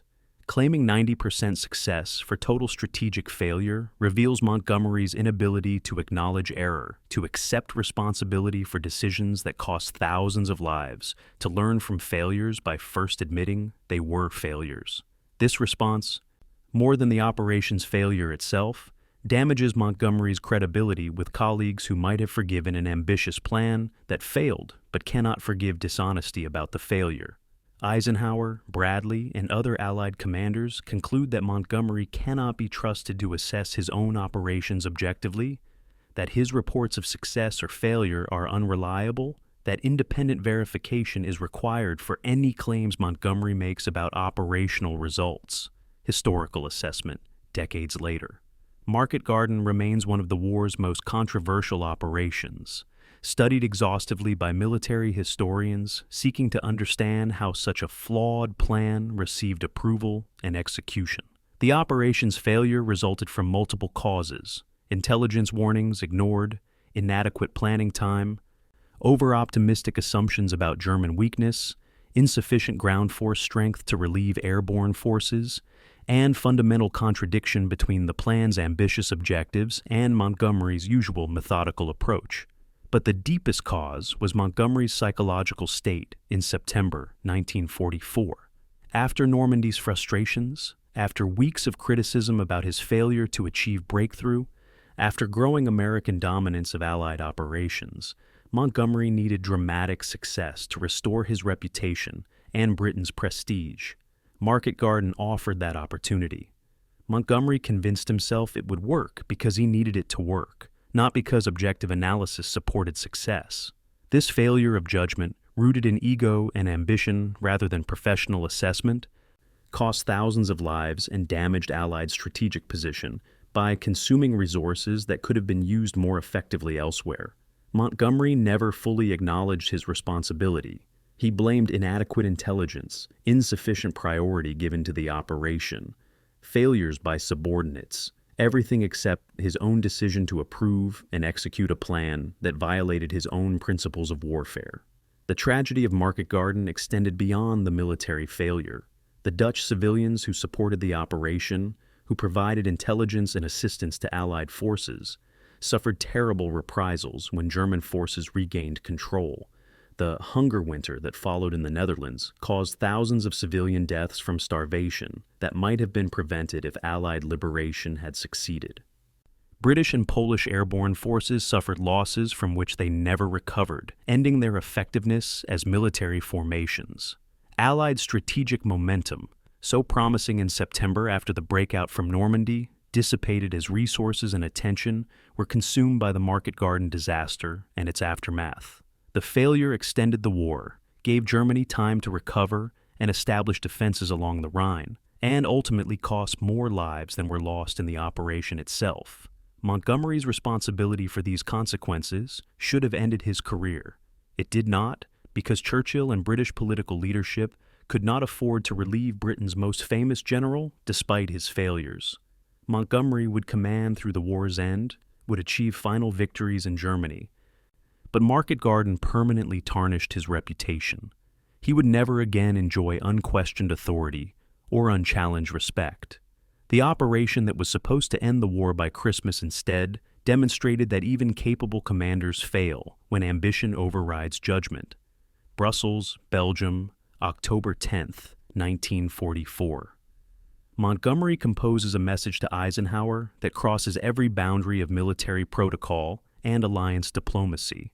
The message criticizes Eisenhower's broad front strategy, argues that dispersing Allied resources across the entire front prevents achieving breakthrough anywhere, and demands that Eisenhower concentrate all available resources under Montgomery's command for a single thrust into northern Germany. The tone is not advisory, it is not collegial, it is condescending, almost insulting. Treating Eisenhower not as supreme commander, but as an incompetent requiring instruction from his military superior. Montgomery writes that Eisenhower's strategy will not succeed, and that only Montgomery's alternative approach can win the war quickly. He demands appointment as overall ground forces commander with authority over all Allied armies, effectively demoting Eisenhower to administrative role while Montgomery commands operations. The message reveals Montgomery's fundamental misunderstanding of coalition warfare and his complete blindness to political realities. Eisenhower is not merely a commander, he is the embodiment of Allied unity, carefully selected and positioned to balance British and American interests. Challenging his authority threatens alliance cohesion itself. Montgomery either does not understand this or does not care. The strategic debate between Montgomery's narrow front strategy and Eisenhower's broad front strategy had legitimate military dimensions. Montgomery argued that concentrating Allied strength in a single thrust, preferably his 21st Army Group advancing through the Netherlands into northern Germany, would achieve decisive breakthrough, capture the Ruhr industrial area, and force German collapse. Dispersing resources across the front, he contended, prevented achieving sufficient strength for breakthrough anywhere. Eisenhower's broad front strategy advanced Allied forces along the entire front from Switzerland to the North Sea, applying pressure everywhere, preventing Germans from concentrating reserves against any single threat. Montgomery's approach offered theoretical possibility of faster victory, but risked catastrophic failure if the concentrated thrust was stopped, leaving other sectors vulnerable. Eisenhower's approach was slower, but more secure, advancing methodically while maintaining pressure across the front. Both strategies had merits. The debate could have been productive, but Montgomery's presentation of his case, dismissive and insulting, transformed military discussion into personal confrontation that jeopardized alliance unity. Eisenhower's aircraft, October 16, 1944. Eisenhower, despite a painfully injured knee that makes movement difficult, flies personally to Brussels to confront Montgomery face to face. The meeting in Montgomery's headquarters becomes the most heated confrontation of their relationship. Eisenhower, normally diplomatic and even-tempered, delivers an ultimatum. Montgomery will either accept Eisenhower's authority as supreme commander and stop undermining it through messages and press statements, or Eisenhower will take the matter to the combined chiefs of staff and force a decision about who commands Allied forces. The threat is real. Eisenhower has reached his breaking point with Montgomery's insubordination. Montgomery, shocked by Eisenhower's anger, attempts to backtrack, claiming his messages were misunderstood, that he accepts Eisenhower's authority, that he was merely offering professional military advice. Eisenhower does not accept the explanation. He tells Montgomery explicitly that further challenges to his authority will result in Montgomery's relief, regardless of political consequences. The confrontation ends with superficial reconciliation, but deepened mutual resentment. Eisenhower leaves convinced Montgomery is impossible to work with. Montgomery leaves convinced Eisenhower is incompetent but politically untouchable. November 28, 1944.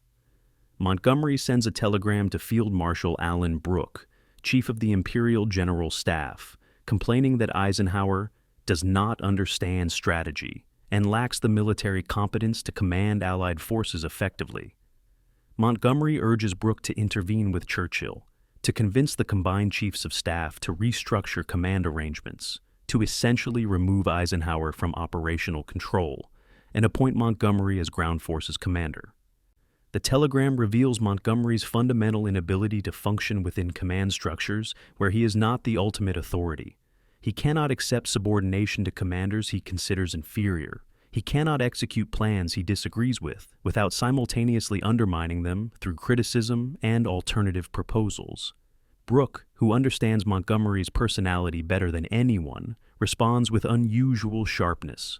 He warns Montgomery that his behavior is creating a crisis that Britain cannot afford, that American military and economic power now dominates the alliance, that challenging American command authority will produce results Montgomery will not like.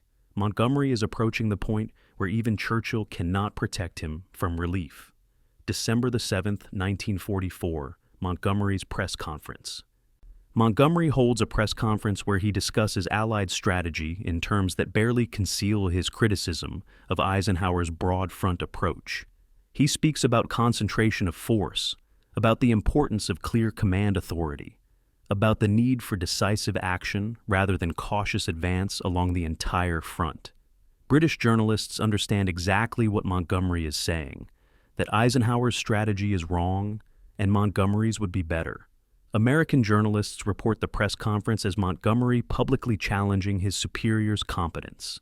The coverage reaches Washington, where it creates political firestorm. American military leaders and politicians demand that Eisenhower either control Montgomery or relieve him. Eisenhower drafts a message to the combined chiefs of staff requesting authority to relieve Montgomery, a message he will send if Montgomery creates one more crisis. Churchill learns of this draft and personally intervenes, warning Montgomery that he has pushed too far, that his command position is in immediate jeopardy, that he must immediately cease all criticism of Eisenhower or face relief that Churchill cannot prevent. Montgomery's written apology, mid-December 1944. Montgomery composes a letter to Eisenhower that approximates apology without actually acknowledging fault.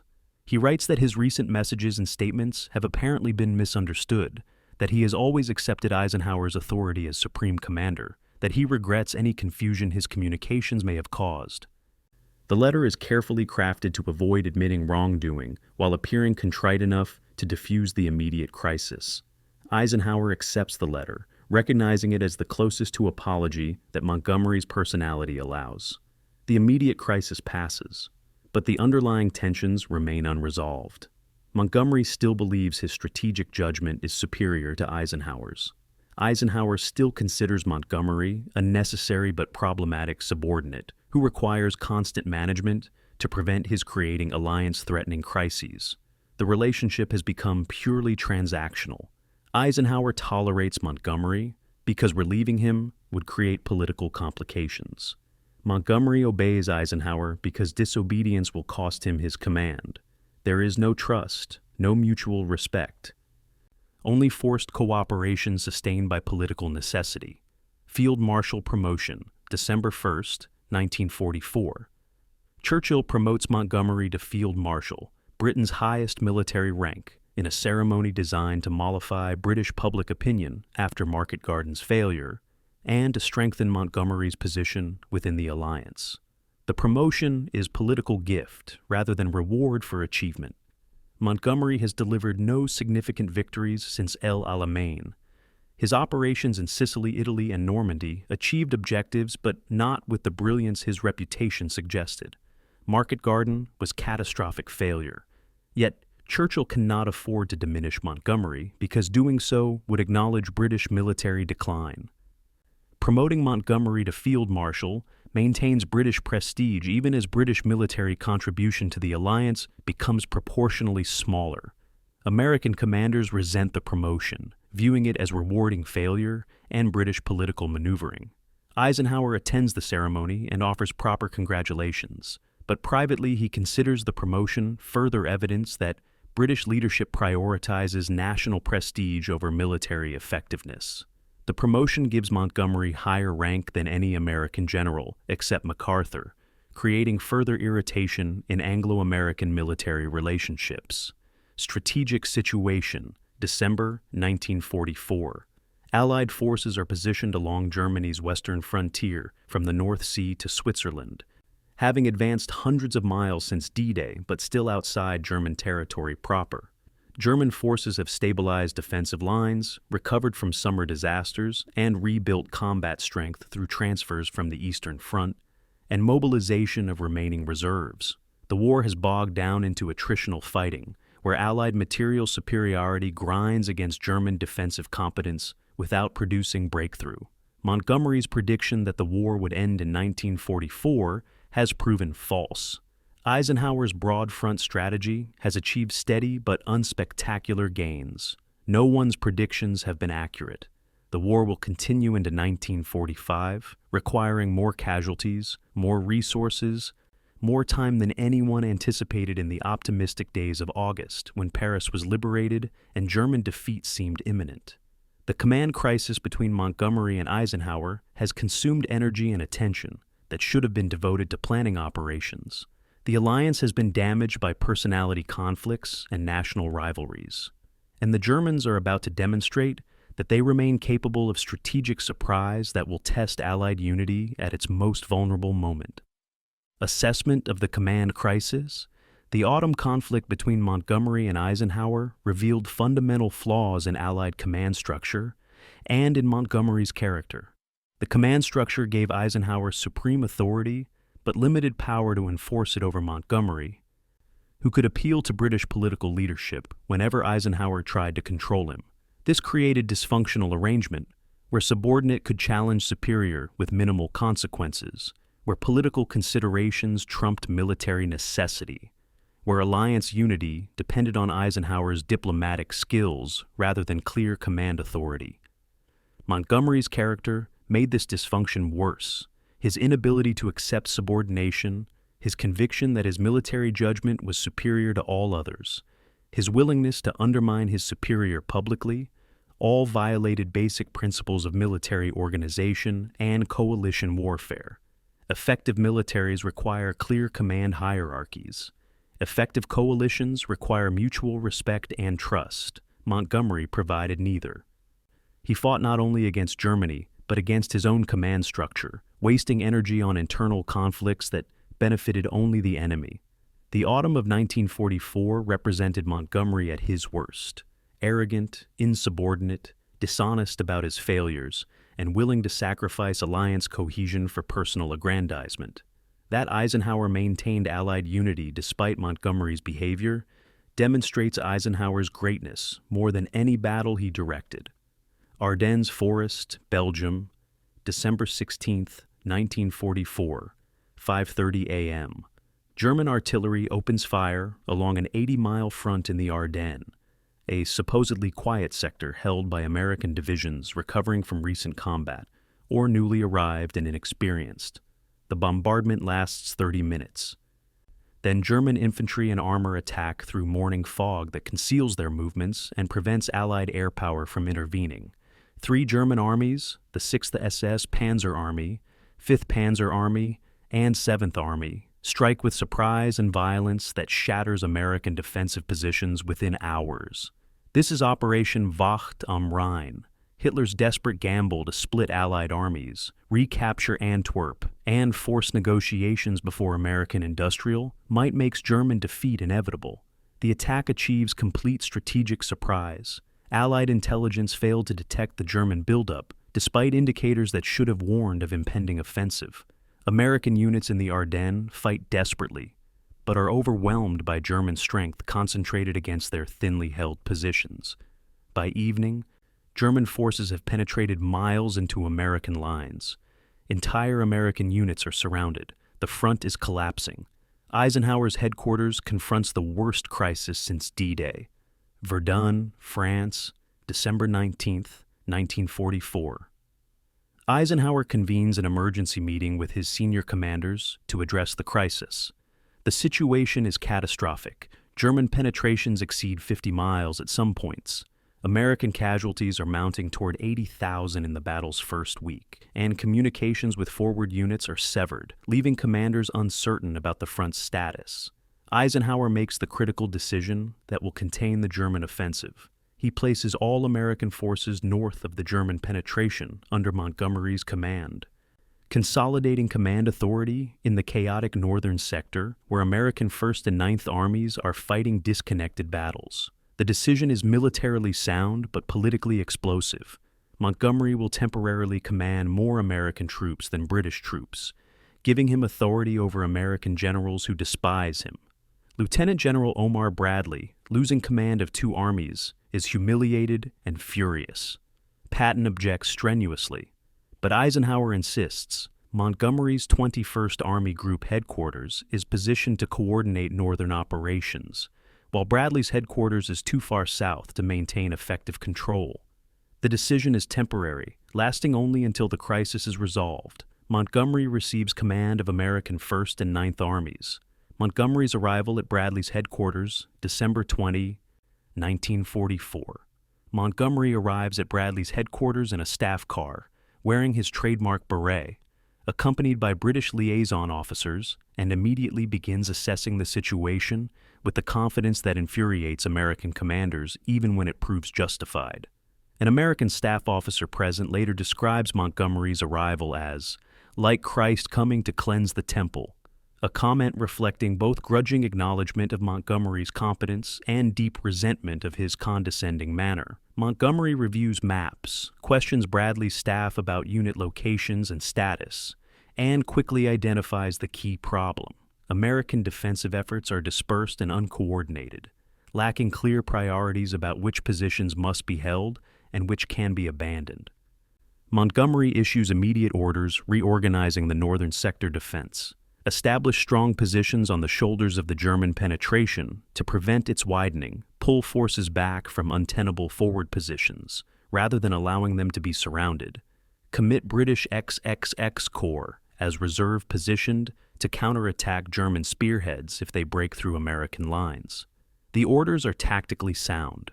They represent exactly the kind of decisive command action the situation requires, but Montgomery's manner of delivering them treats American commanders as incompetent subordinates requiring remedial instruction, poisoning even his correct decisions with personal offense.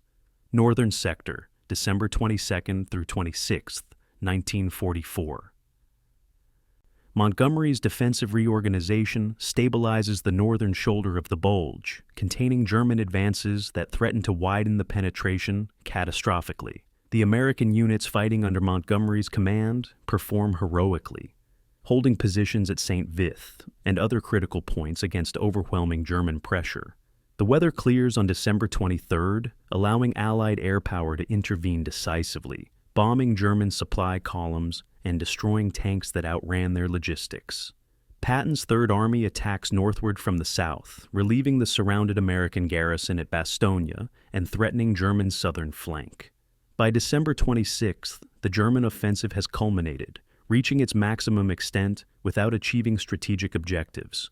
German forces lack fuel to continue advancing. American resistance has hardened. The initiative shifts to the Allies. Montgomery's role in this defensive success is real but limited. His reorganization helped coordinate American defensive efforts in the northern sector. His commitment of British XXX Corps provided strategic reserve that contained German penetrations.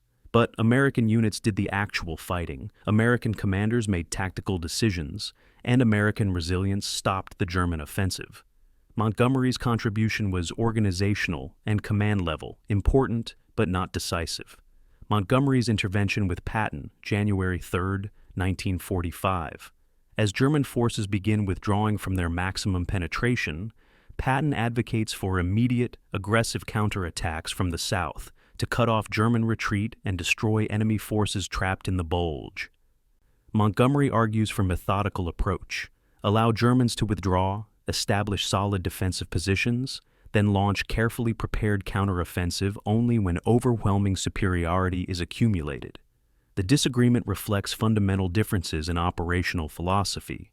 Patton favors aggressive exploitation and accepting risks to achieve decisive results. Montgomery favors methodical preparation and refusing to risk failure by pursuing opportunities that might not materialize. Montgomery halts Patton's planned southern attacks, insisting on his methodical approach. Bradley and Patton are furious, arguing that Montgomery's caution is allowing German forces to escape destruction, exactly the same criticism Montgomery faced after El Alamein. But Montgomery has command authority in the northern sector and uses it to impose his approach. The result is that German forces conduct fighting withdrawal from the bulge, suffering heavy casualties but extracting much of their combat strength for future defensive operations along the Rhine. Montgomery's press conference, January 7, 1945. Montgomery holds a press conference to discuss the Battle of the Bulge and what he says transforms his tactical success into political disaster. He describes how British forces under his command tidied up the battlefield when American lines were penetrated deeply, how he took personal command and headed off German advances, how British reserves saved the American position. His statement, while containing elements of truth, grossly overstates British contributions and diminishes American achievements. He speaks as if he personally rescued incompetent Americans from defeat, claiming credit for a battle where 95% of forces engaged were American, where American units bore the overwhelming burden of combat, where British XXX Corps barely fired a shot in anger. The American press erupts in fury. Editorial writers demand Montgomery's relief. Bradley threatens resignation. Patton composes diary entries so vitriolic they cannot be published for decades. Eisenhower confronts a crisis where alliance unity is genuinely at risk, where political pressure from Washington demands action, where Montgomery's condescension has finally exceeded what American commanders and public opinion will tolerate. Churchill's intervention, January 18th, 1945. Churchill addresses the House of Commons with a speech explicitly designed to repair damage Montgomery caused. He praises American forces lavishly, emphasizing that the Battle of the Bulge was overwhelmingly an American victory, that American troops bore the combat burden, that American casualties dwarfed British casualties, that American generalship contained and defeated the German offensive. He mentions Montgomery's role briefly and in terms that minimize it. The speech is a diplomatic masterpiece that acknowledges British contribution while centering American achievement.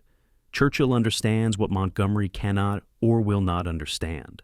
The alliance requires American leadership and British support, not British claims of superiority. By January 1945, American forces in Europe outnumber British forces by significant margins. American economic power sustains Allied operations. American public opinion determines whether the alliance continues. Claiming disproportionate credit for American victories is strategically insane. Churchill repairs Montgomery's damage, but the repair is incomplete.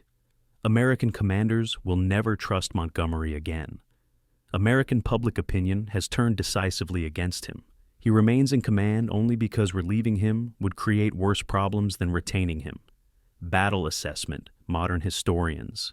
The Battle of the Bulge represented Germany's last major offensive in the West and failed completely in its strategic objectives. German forces penetrated Allied lines, created temporary crisis, and inflicted heavy casualties. But they did not reach Antwerp, did not split Allied armies, did not force negotiations. Instead, Germany consumed its last operational reserves, lost equipment and veteran troops it could not replace, and weakened defenses along the Rhine in a gamble that achieved nothing. Allied forces, after initial shock, contained and defeated the offensive through combination of American tactical flexibility, Allied air superiority, and simple material advantage. Montgomery's role was competent but not extraordinary. He organized defensive positions effectively. He committed reserves appropriately. He maintained calm command presence during crisis. These were professional performance of expected command functions, not the brilliant generalship Montgomery claimed. His insistence on claiming outsized credit for American victory revealed character flaws that had plagued him throughout the war: inability to share credit, need to position himself as indispensable, willingness to damage alliance relationships for personal aggrandizement. The Bulge should have been Montgomery's redemption after Market Garden's failure. Instead, it became further evidence of his unsuitability for coalition command. Return of command to Bradley, late January 1945. Eisenhower returns American 1st and 9th Armies to Bradley's command, ending Montgomery's temporary authority over American forces. Montgomery objects, arguing that unified command in the northern sector should continue, that his headquarters should retain control of operations east of the Rhine. Eisenhower refuses. The temporary command arrangement is over. Montgomery will command 21st Army Group with British and Canadian forces. Bradley will command 12th Army Group with American forces. The command structure returns to pre-Bulge arrangements. Montgomery interprets this as American political pressure overriding military efficiency. In reality, it represents Eisenhower's judgment that Montgomery's command of American forces creates more problems than it solves, that his contribution does not justify the coalition tensions his presence generates.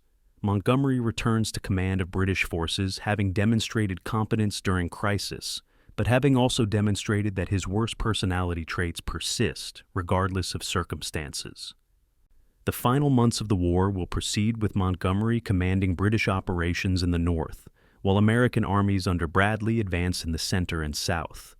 The arrangement minimizes friction between Montgomery and American commanders by minimizing their interaction. It is a pragmatic solution to personnel problem that should never have existed. Remagen, Germany, March 7, 1945.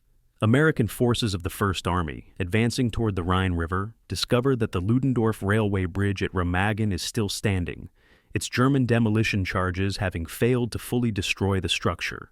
American commanders immediately recognize the opportunity and rush forces across before Germans can react. Within hours, thousands of American troops are across the Rhine, establishing bridgehead on the east bank. Eisenhower, learning of this fortuitous development, commits maximum resources to exploiting the Remagen bridgehead, pouring divisions across the damaged bridge and constructing additional crossings nearby. The seizure of Remagen breaks Montgomery's monopoly on Rhine crossing operations, achieving by opportunism and junior officer initiative what Montgomery is still preparing through months of elaborate planning. American newspapers celebrate Remagen as daring exploitation of opportunity. British headquarters downplay its significance, noting the bridge is in an inconvenient location for strategic exploitation. But the reality is undeniable. Americans have crossed the Rhine before Montgomery, seizing bridge intact through tactical alertness, while Montgomery prepares his set-piece operation with characteristic thoroughness. The achievement diminishes Montgomery's upcoming offensive even before it begins. Montgomery's Rhine crossing preparations, March 1945. While American forces expand their Remagen bridgehead and prepare additional Rhine crossings at multiple points, Montgomery continues preparing Operation Plunder, the elaborately planned British crossing at Wesel. The preparation reflects Montgomery's operational philosophy at maximum expression.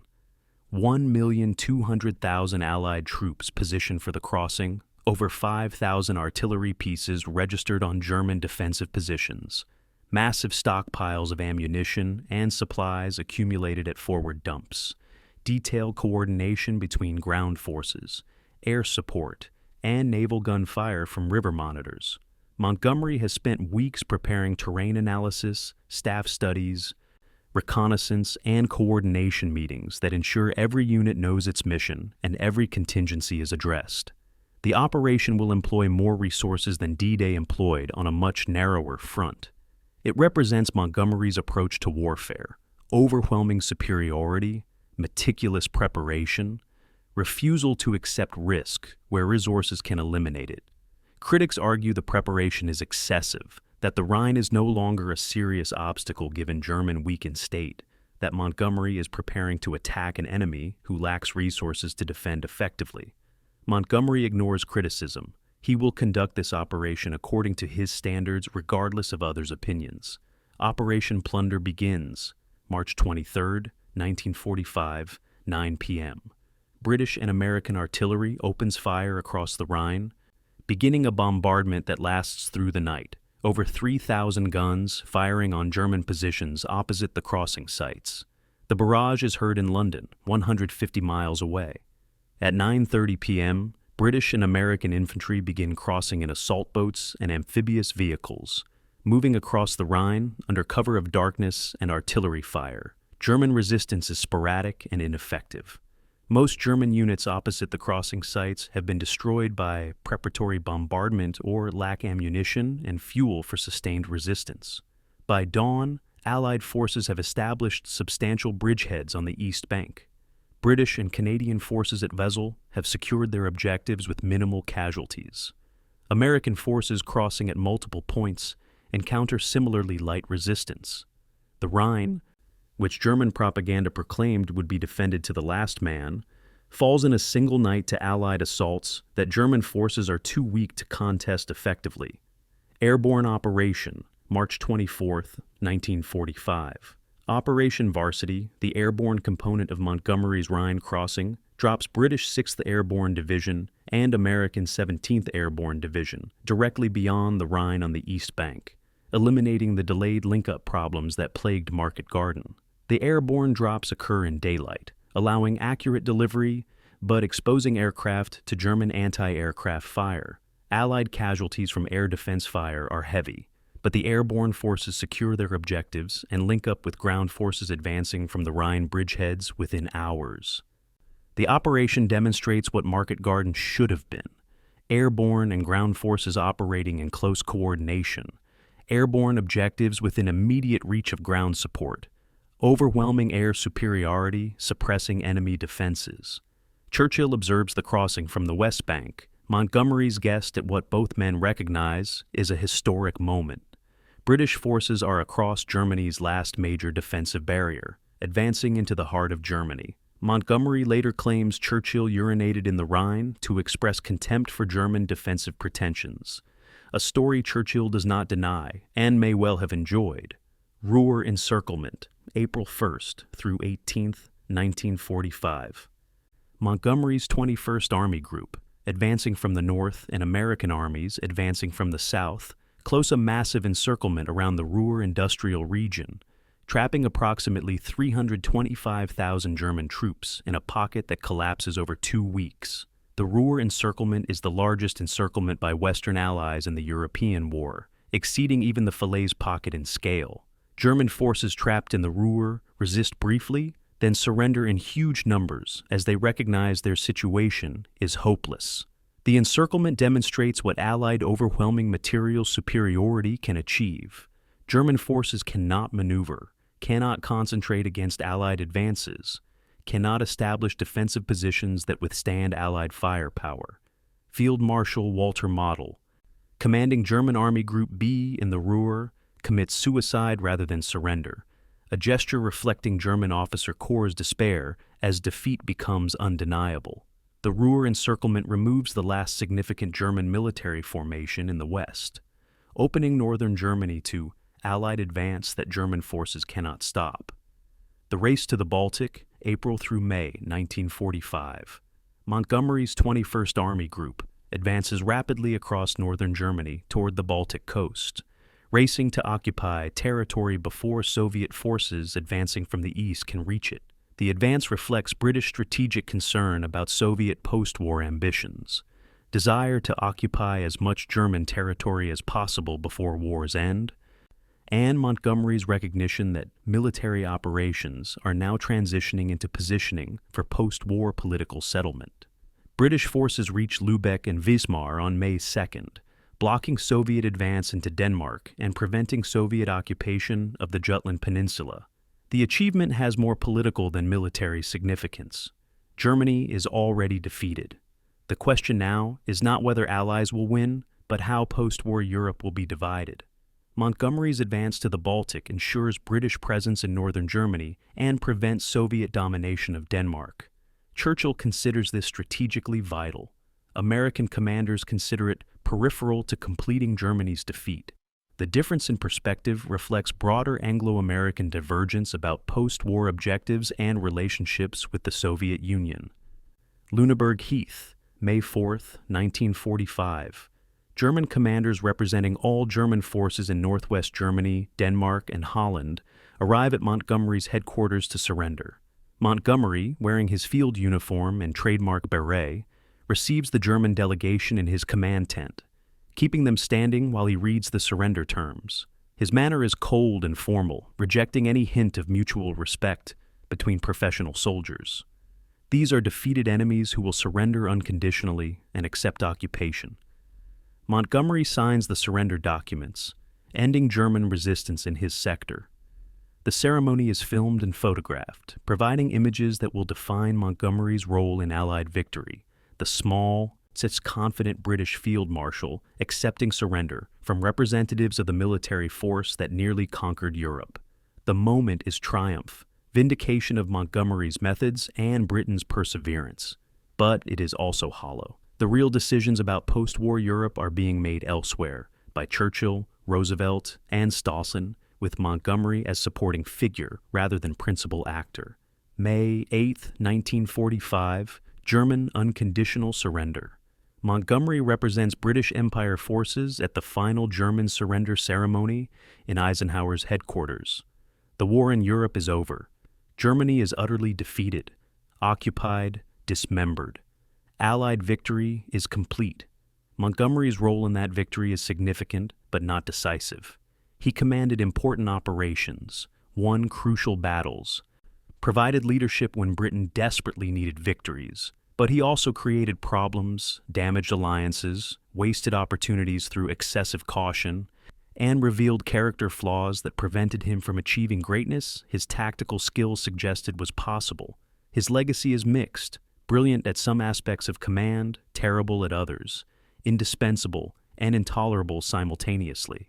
As Allied commanders gather for the surrender ceremony, their relationships marked by years of tension and conflict, Montgomery remains what he has always been: competent, difficult, certain of his own judgment, incapable of acknowledging others' contributions, the general Britain needed in 1942, but a problematic figure by 1945, when coalition unity mattered more than individual competence.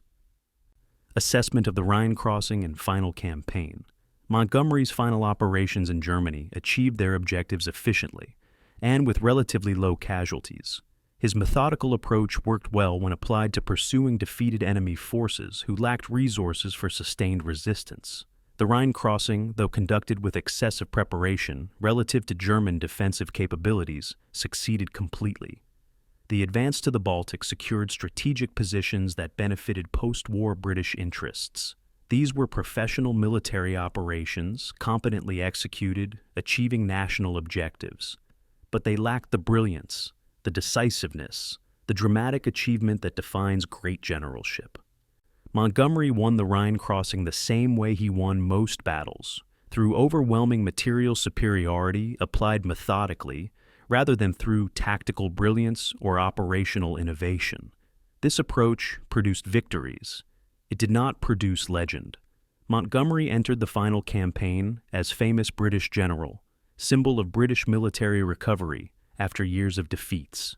He ended the war as respected but controversial figure, admired by British public, resented by American commanders, viewed by military historians as capable but limited. His reputation would never again reach the heights it achieved after El Alamein. The final campaigns revealed what close observers had recognized throughout. Montgomery was very good at specific types of operations under favorable circumstances, but not the military genius his reputation suggested. The distinction matters in assessing his place in military history.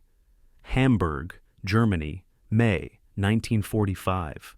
Montgomery assumes duties as military governor of the British zone of occupied Germany, controlling territory containing 20 million German civilians living among ruins, their cities destroyed by bombing, their government collapsed, their economy non-functional.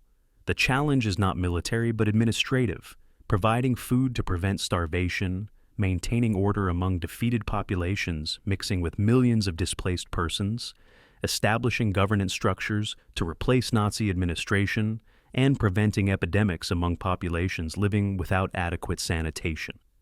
Montgomery approaches occupation with the same methodical organization he applied to military operations. He establishes clear administrative hierarchies, systematic procedures for managing refugee flows, coordination between military government and civilian relief agencies. His talent for organization, so effective in military logistics, proves valuable in occupation administration. He deals with German officials with surprising pragmatism, recognizing that governing occupied territory requires cooperation from Germans who possess administrative expertise, even if some officials served Nazi regime in non-criminal capacities. This pragmatism troubles some observers who prefer purely punitive approach to occupation. But Montgomery is uninterested in ideology. He is interested in making the occupation work efficiently. The British zone of occupation presented unique challenges among Allied zones. It included the Ruhr industrial region, heavily damaged by bombing and ground combat, requiring reconstruction to resume coal and steel production necessary for European economic recovery. It contained Hamburg and other major ports essential to maritime commerce. It bordered Soviet zone, creating frontier where East-West tensions would intensify during emerging Cold War.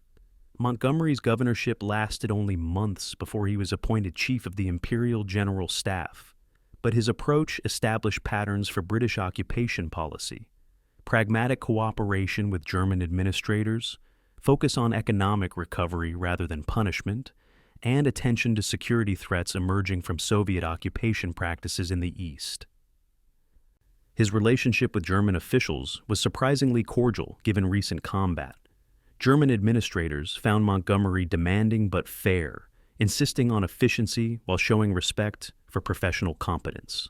The contrast between Montgomery's treatment of German officials and his treatment of American allies during the war is striking and suggests that Montgomery functioned better with subordinates than with equals.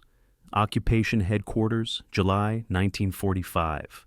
Montgomery meets with Eisenhower, now Army Chief of Staff, during Eisenhower's tour of European occupation zones. The meeting is professionally cordial but personally distant. Neither man has forgotten the tensions of the war years. Eisenhower's diary contains entries describing Montgomery as difficult and expressing relief that he no longer commands Montgomery directly. Montgomery's private comments about Eisenhower remain dismissive, reflecting his continued belief that Eisenhower lacked strategic competence. Yet, both men perform their professional duties appropriately, cooperating on occupation matters that require coordination between American and British zones.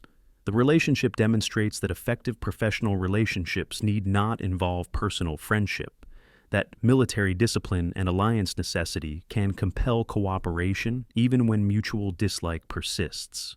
Montgomery and Eisenhower will maintain professional contact through the 1950s as both serve in NATO, but they will never be friends.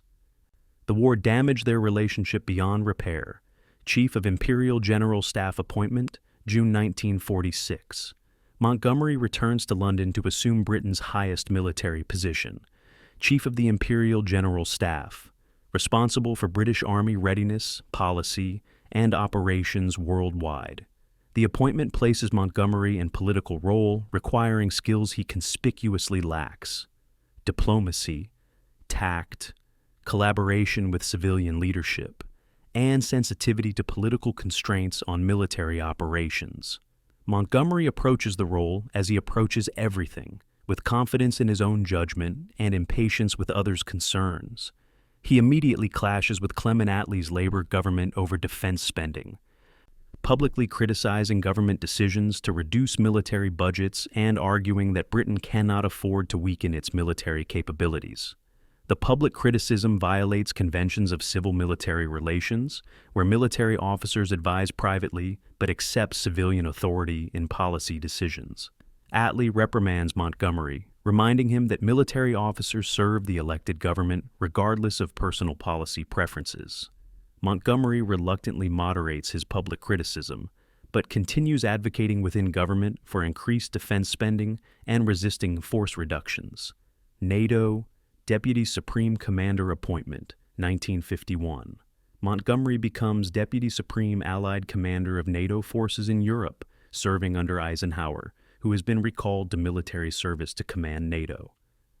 The command arrangement places Montgomery once again as Eisenhower's subordinate in alliance structure, reprising their wartime relationship with different responsibilities.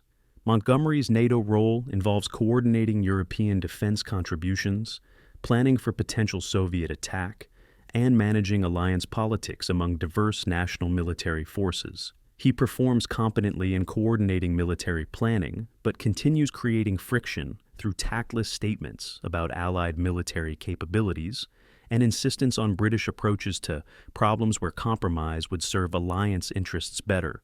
Eisenhower finds managing Montgomery as difficult in NATO as in wartime, spending disproportionate energy preventing Montgomery's statements from offending alliance partners.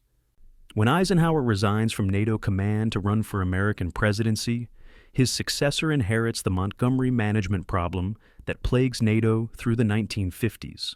Memoirs publication, 1958. Montgomery publishes his wartime memoirs, a detailed account of campaigns he commanded with extensive criticism of Eisenhower's strategy, American commanders' competence, and Allied decisions, Montgomery disagreed with during the war. The memoirs achieved commercial success and critical controversy. American reviews are predominantly negative, accusing Montgomery of distorting history to inflate his own contributions and diminish others. British reviews are mixed, praising Montgomery's military insights while questioning his criticism of allies. Eisenhower, now serving as President of the United States, does not publicly respond to Montgomery's criticisms, maintaining presidential dignity that prevents engaging in public argument with foreign military officers. But Eisenhower's private reaction, recorded in letters to friends, expresses anger at Montgomery's dishonesty and disappointment that Montgomery remains incapable of acknowledging others' contributions even years after the war's end. The memoirs achieve Montgomery's goal of ensuring his version of events receives wide audience. They also complete the destruction of his reputation among American military leaders and historians. NATO retirement, 1958. Montgomery retires from military service at age 71, ending military career that spanned 5 decades and 2 world wars. His retirement receives appropriate official recognition, but lacks the public adulation that might have accompanied it earlier. Montgomery's reputation has been damaged by his post-war controversies, his tactless memoirs, and his inability to maintain collegial relationships with former allies. British public still views him as hero of El Alamein, the general who stopped Rommel, but informed observers recognize his limitations: brilliant at certain operational tasks, terrible at coalition leadership, competent within narrow parameters, problematic outside them. Montgomery retires to home in Hampshire, where he will live another 18 years, occasionally commenting on military affairs, defending his wartime decisions, and maintaining correspondence with veterans of units he commanded. He never acknowledges errors in judgment, never apologizes for damaging alliance relationships, never accepts that his personality limited his effectiveness. To the end, Montgomery remains convinced that his methods were correct and that criticism reflected others' incompetence rather than his own failures. Post-war assessment, contemporary historians. Montgomery's post-war career revealed that his wartime problems were not aberrations caused by combat stress, but fundamental character traits that persisted throughout his life. His inability to work cooperatively with others, his need to claim disproportionate credit, his tactlessness in dealing with political leaders, all continued long after military necessity no longer excused them. The post-war years demonstrated that Montgomery's undeniable military competence was inseparable from personality flaws that limited his ultimate effectiveness. Organizations that employed him benefited from his organizational skills and operational experience. They also suffered from the conflicts and friction his personality created. The cost-benefit calculation of employing Montgomery was never clearly positive except in desperate circumstances like Egypt in August 1942, where Britain had no better alternatives. In normal circumstances, Montgomery's contributions did not justify the management effort required to control his destructive tendencies. This judgment, harsh but supported by documentary evidence, explains why Montgomery never received the unmixed adulation accorded to genuinely great commanders. He was useful, important, even necessary at specific moments. He was never beloved, never trusted, never admired without reservation by those who worked with him. Final years, 1958 through 1976. Montgomery lives quietly in retirement, writing additional books on military history and leadership, giving occasional lectures, maintaining correspondence with former soldiers. He receives visitors, grants interviews, and remains engaged with military affairs, despite advancing age. His later writings demonstrate no increased self-awareness or acknowledgement of limitations that contemporaries observed. Montgomery at 80 is the same as Montgomery at 50, certain of his own judgment, dismissive of others, unable to accept criticism. He dies March 24, 1976, age 88, one of the last surviving major Allied commanders of World War II. His obituaries reflect the divided assessments that characterized contemporary opinions: respectful of achievements, critical of personality, acknowledging importance while questioning whether he deserves the greatness his admirers claimed. British newspapers emphasize his role saving Britain in darkest hour, American newspapers emphasize his difficult relationships with American commanders. Both narratives are accurate. Montgomery was simultaneously heroic and insufferable, brilliant and limited, essential and problematic. Understanding his legacy requires accepting these contradictions, rather than resolving them into simple judgments of success or failure. Runnymede, England, October 1949. Queen Elizabeth, then Princess Elizabeth, unveils the Air Force's memorial overlooking the Thames Valley, honoring 58,000 Commonwealth airmen who died in World War II with no known graves. 30 miles away, at Alamein War Cemetery in Egypt, 35,000 Commonwealth soldiers lie buried, most killed in campaigns Montgomery commanded. The cemeteries are Montgomery's legacy written in white headstones, the cost of victories he achieved. Critics argue that Montgomery's caution minimized these casualties, that more aggressive commanders would have spent lives more freely. Defenders counter that Montgomery's methodical approach squandered opportunities to end campaigns faster, that lives saved in individual battles were lost cumulatively through prolonged campaigns. The debate is irresolvable because history cannot test counterfactuals. What is measurable is that Montgomery never lost a battle as Army commander, that his casualty rates per engagement were generally lower than comparable American operations, and that the 8th Army and 21st Army Group achieved their strategic objectives. The question is whether different commanders might have achieved those objectives faster, cheaper, better. The answer is unknowable. Veterans Memorial, Alamein, 1980.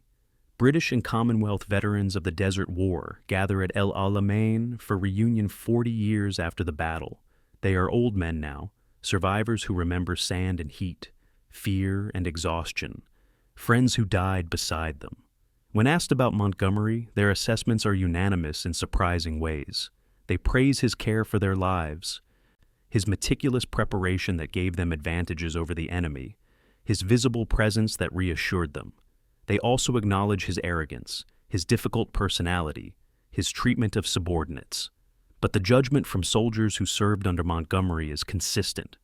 He was bastard, but he was our bastard, and he got us home. This assessment, more than scholarly analysis or historical judgment, captures Montgomery's essential quality. He was not lovable, he was not easy to work with, but soldiers trusted him to use their lives carefully rather than wastefully. And that trust mattered more than any personality defect. The memorial gathering includes no American veterans, reflecting the divide Montgomery created between British and American forces that persisted long after the war's end. Historian debates, 1990s. Military historians gather for symposium on Normandy campaign, debating whether Montgomery planned the battle exactly as it developed, or whether he retroactively claimed failures were strategic successes. The debate features documentary evidence. Montgomery's pre-D-Day briefings stating Caen would fall quickly. His post-battle claims that Caen was always intended as long-term objective. Contradictions between stated plans and executed operations. Historians divide into camps.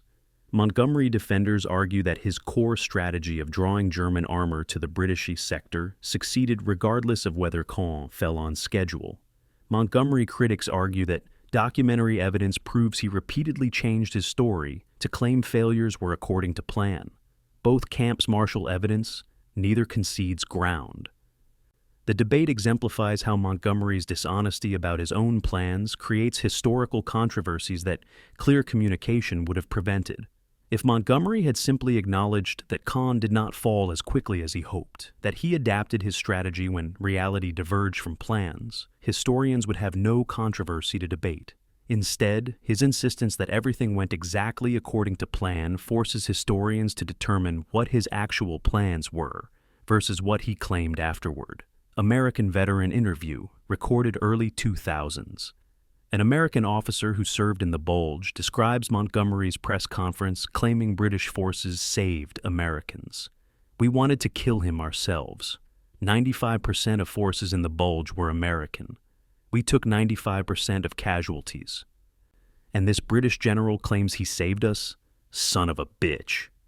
The bitterness remains 60 years after events, demonstrating that Montgomery's personality flaws created wounds that never healed. Yet the same veteran acknowledges, Montgomery knew what he was doing militarily. He was competent. He was just impossible to work with. This mixed judgment, respect for competence combined with contempt for personality, appears repeatedly in American veterans' accounts. British veterans rarely express similar bitterness, suggesting Montgomery functioned better with troops who served directly under him than with allies who had to cooperate as equals. The difference matters because modern warfare requires coalition operations, where personality and diplomatic skill matter as much as tactical competence. Montgomery possessed tactical competence. He completely lacked diplomatic skill. In coalition warfare, this combination is permanently problematic. German General Assessment. Interview recorded 1960s. A former German commander who fought against Montgomery in North Africa and Normandy offers professional assessment. Montgomery was methodical, predictable, but very difficult to defeat because he never made mistakes. He did not give you opportunities to counterattack successfully. He prepared so thoroughly that his advantages were overwhelming. You knew what he would do. You could not prevent him from doing it. This assessment captures Montgomery's essential military quality. Not brilliant improvisation, but thorough preparation. Not tactical genius, but systematic application of material superiority. Not inspiring leadership, but competent execution. German commanders did not fear Montgomery the way they feared Patton or Soviet commanders who attacked with unexpected aggression. They respected Montgomery as professional who would defeat them through superior resources carefully applied. This respect without fear defines Montgomery's military legacy. He was a formidable opponent, not because of exceptional abilities, but because he used normal abilities exceptionally well. Casualty comparison analysis. Modern military historians. Statistical analysis comparing British casualty rates under Montgomery with American casualty rates under other commanders reveals interesting patterns. British forces in Normandy suffered approximately 83,000 casualties in 11 weeks. American forces in comparable period in operations suffered approximately 124,000 casualties. The raw numbers suggest Montgomery's caution saved lives, but deeper analysis complicates this conclusion. British forces operated in terrain that favored defense, attracting German armor concentrations that increased intensity of combat. American forces eventually achieved breakthrough that British forces did not, accepting casualties to produce operational success. Casualty rates per objective achieved, per kilometer advanced, per enemy forces destroyed, all produce different calculations, where Montgomery's advantage diminishes or disappears. The statistical analysis cannot definitively prove whether Montgomery's approach saved lives or merely shifted when and how casualties occurred. The question remains unresolved. Strategic significance assessment, post-Cold War historians. Historians writing after Cold War's end evaluate Montgomery with broader perspective than was possible during his lifetime. They note that Montgomery's most important contribution was not any specific battle, but his restoration of British military credibility at El Alamein when British strategic position was desperate. El Alamein mattered not primarily for its tactical results, but for its psychological impact. It proved British forces could defeat German forces, maintaining British relevance in alliance with United States and Soviet Union, whose military power increasingly overshadowed Britain's. Montgomery's subsequent operations achieved objectives but did not change war's strategic trajectory, which was determined by Soviet victories in the East and American economic dominance. Britain's declining relative power meant Montgomery commanded increasingly smaller proportion of Allied forces, explaining why his influence decreased as the war progressed. By 1945, British forces were junior partners in alliance Montgomery could not acknowledge. His insistence on claiming leading role despite Britain's declining power created friction that damaged alliance relationships unnecessarily. 21st century military analysis. Modern military analysts studying coalition operations use Montgomery as case study in how not to function in combined command structures. His inability to share credit, his public criticism of allies, his dishonesty about operational results, all appear in modern military education as examples of behaviors that undermine coalition effectiveness. Yet analysts also study his operational methods as examples of thorough planning, logistics integration, and systematic approach to combined arms warfare. The contradiction is resolved by recognizing that Montgomery was excellent tactician and terrible diplomat, that both qualities were essential to his character, and that both must be understood to learn appropriate lessons. Modern officers are taught to emulate Montgomery's planning methods while avoiding his personality flaws, though whether such separation is possible remains questionable. Montgomery's personality and methods were integrated, his confidence enabling his thoroughness, his arrogance driving his attention to detail. The same traits that made him effective made him insufferable. Final assessment, historical consensus. Montgomery remains one of World War II's most controversial generals precisely because he embodied fundamental paradox.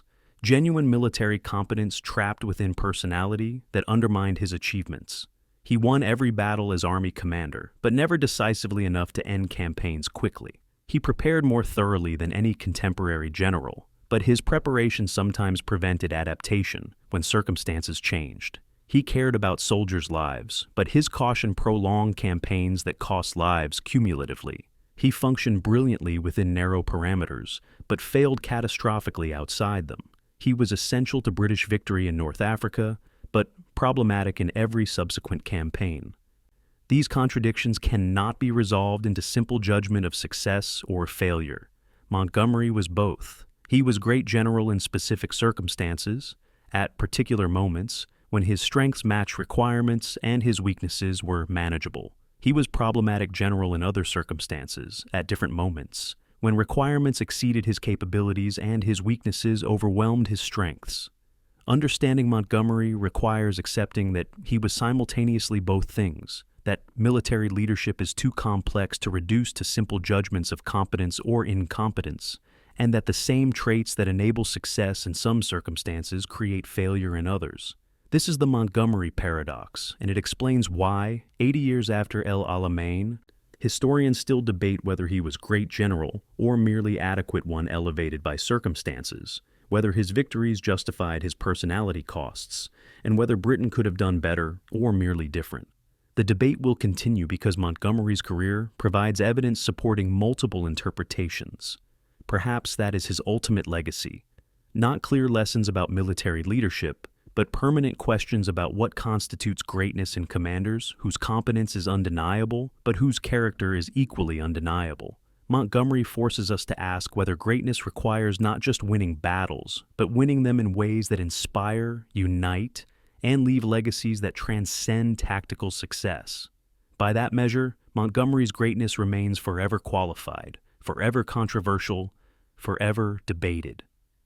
And perhaps that is exactly appropriate for a man who was himself forever paradoxical.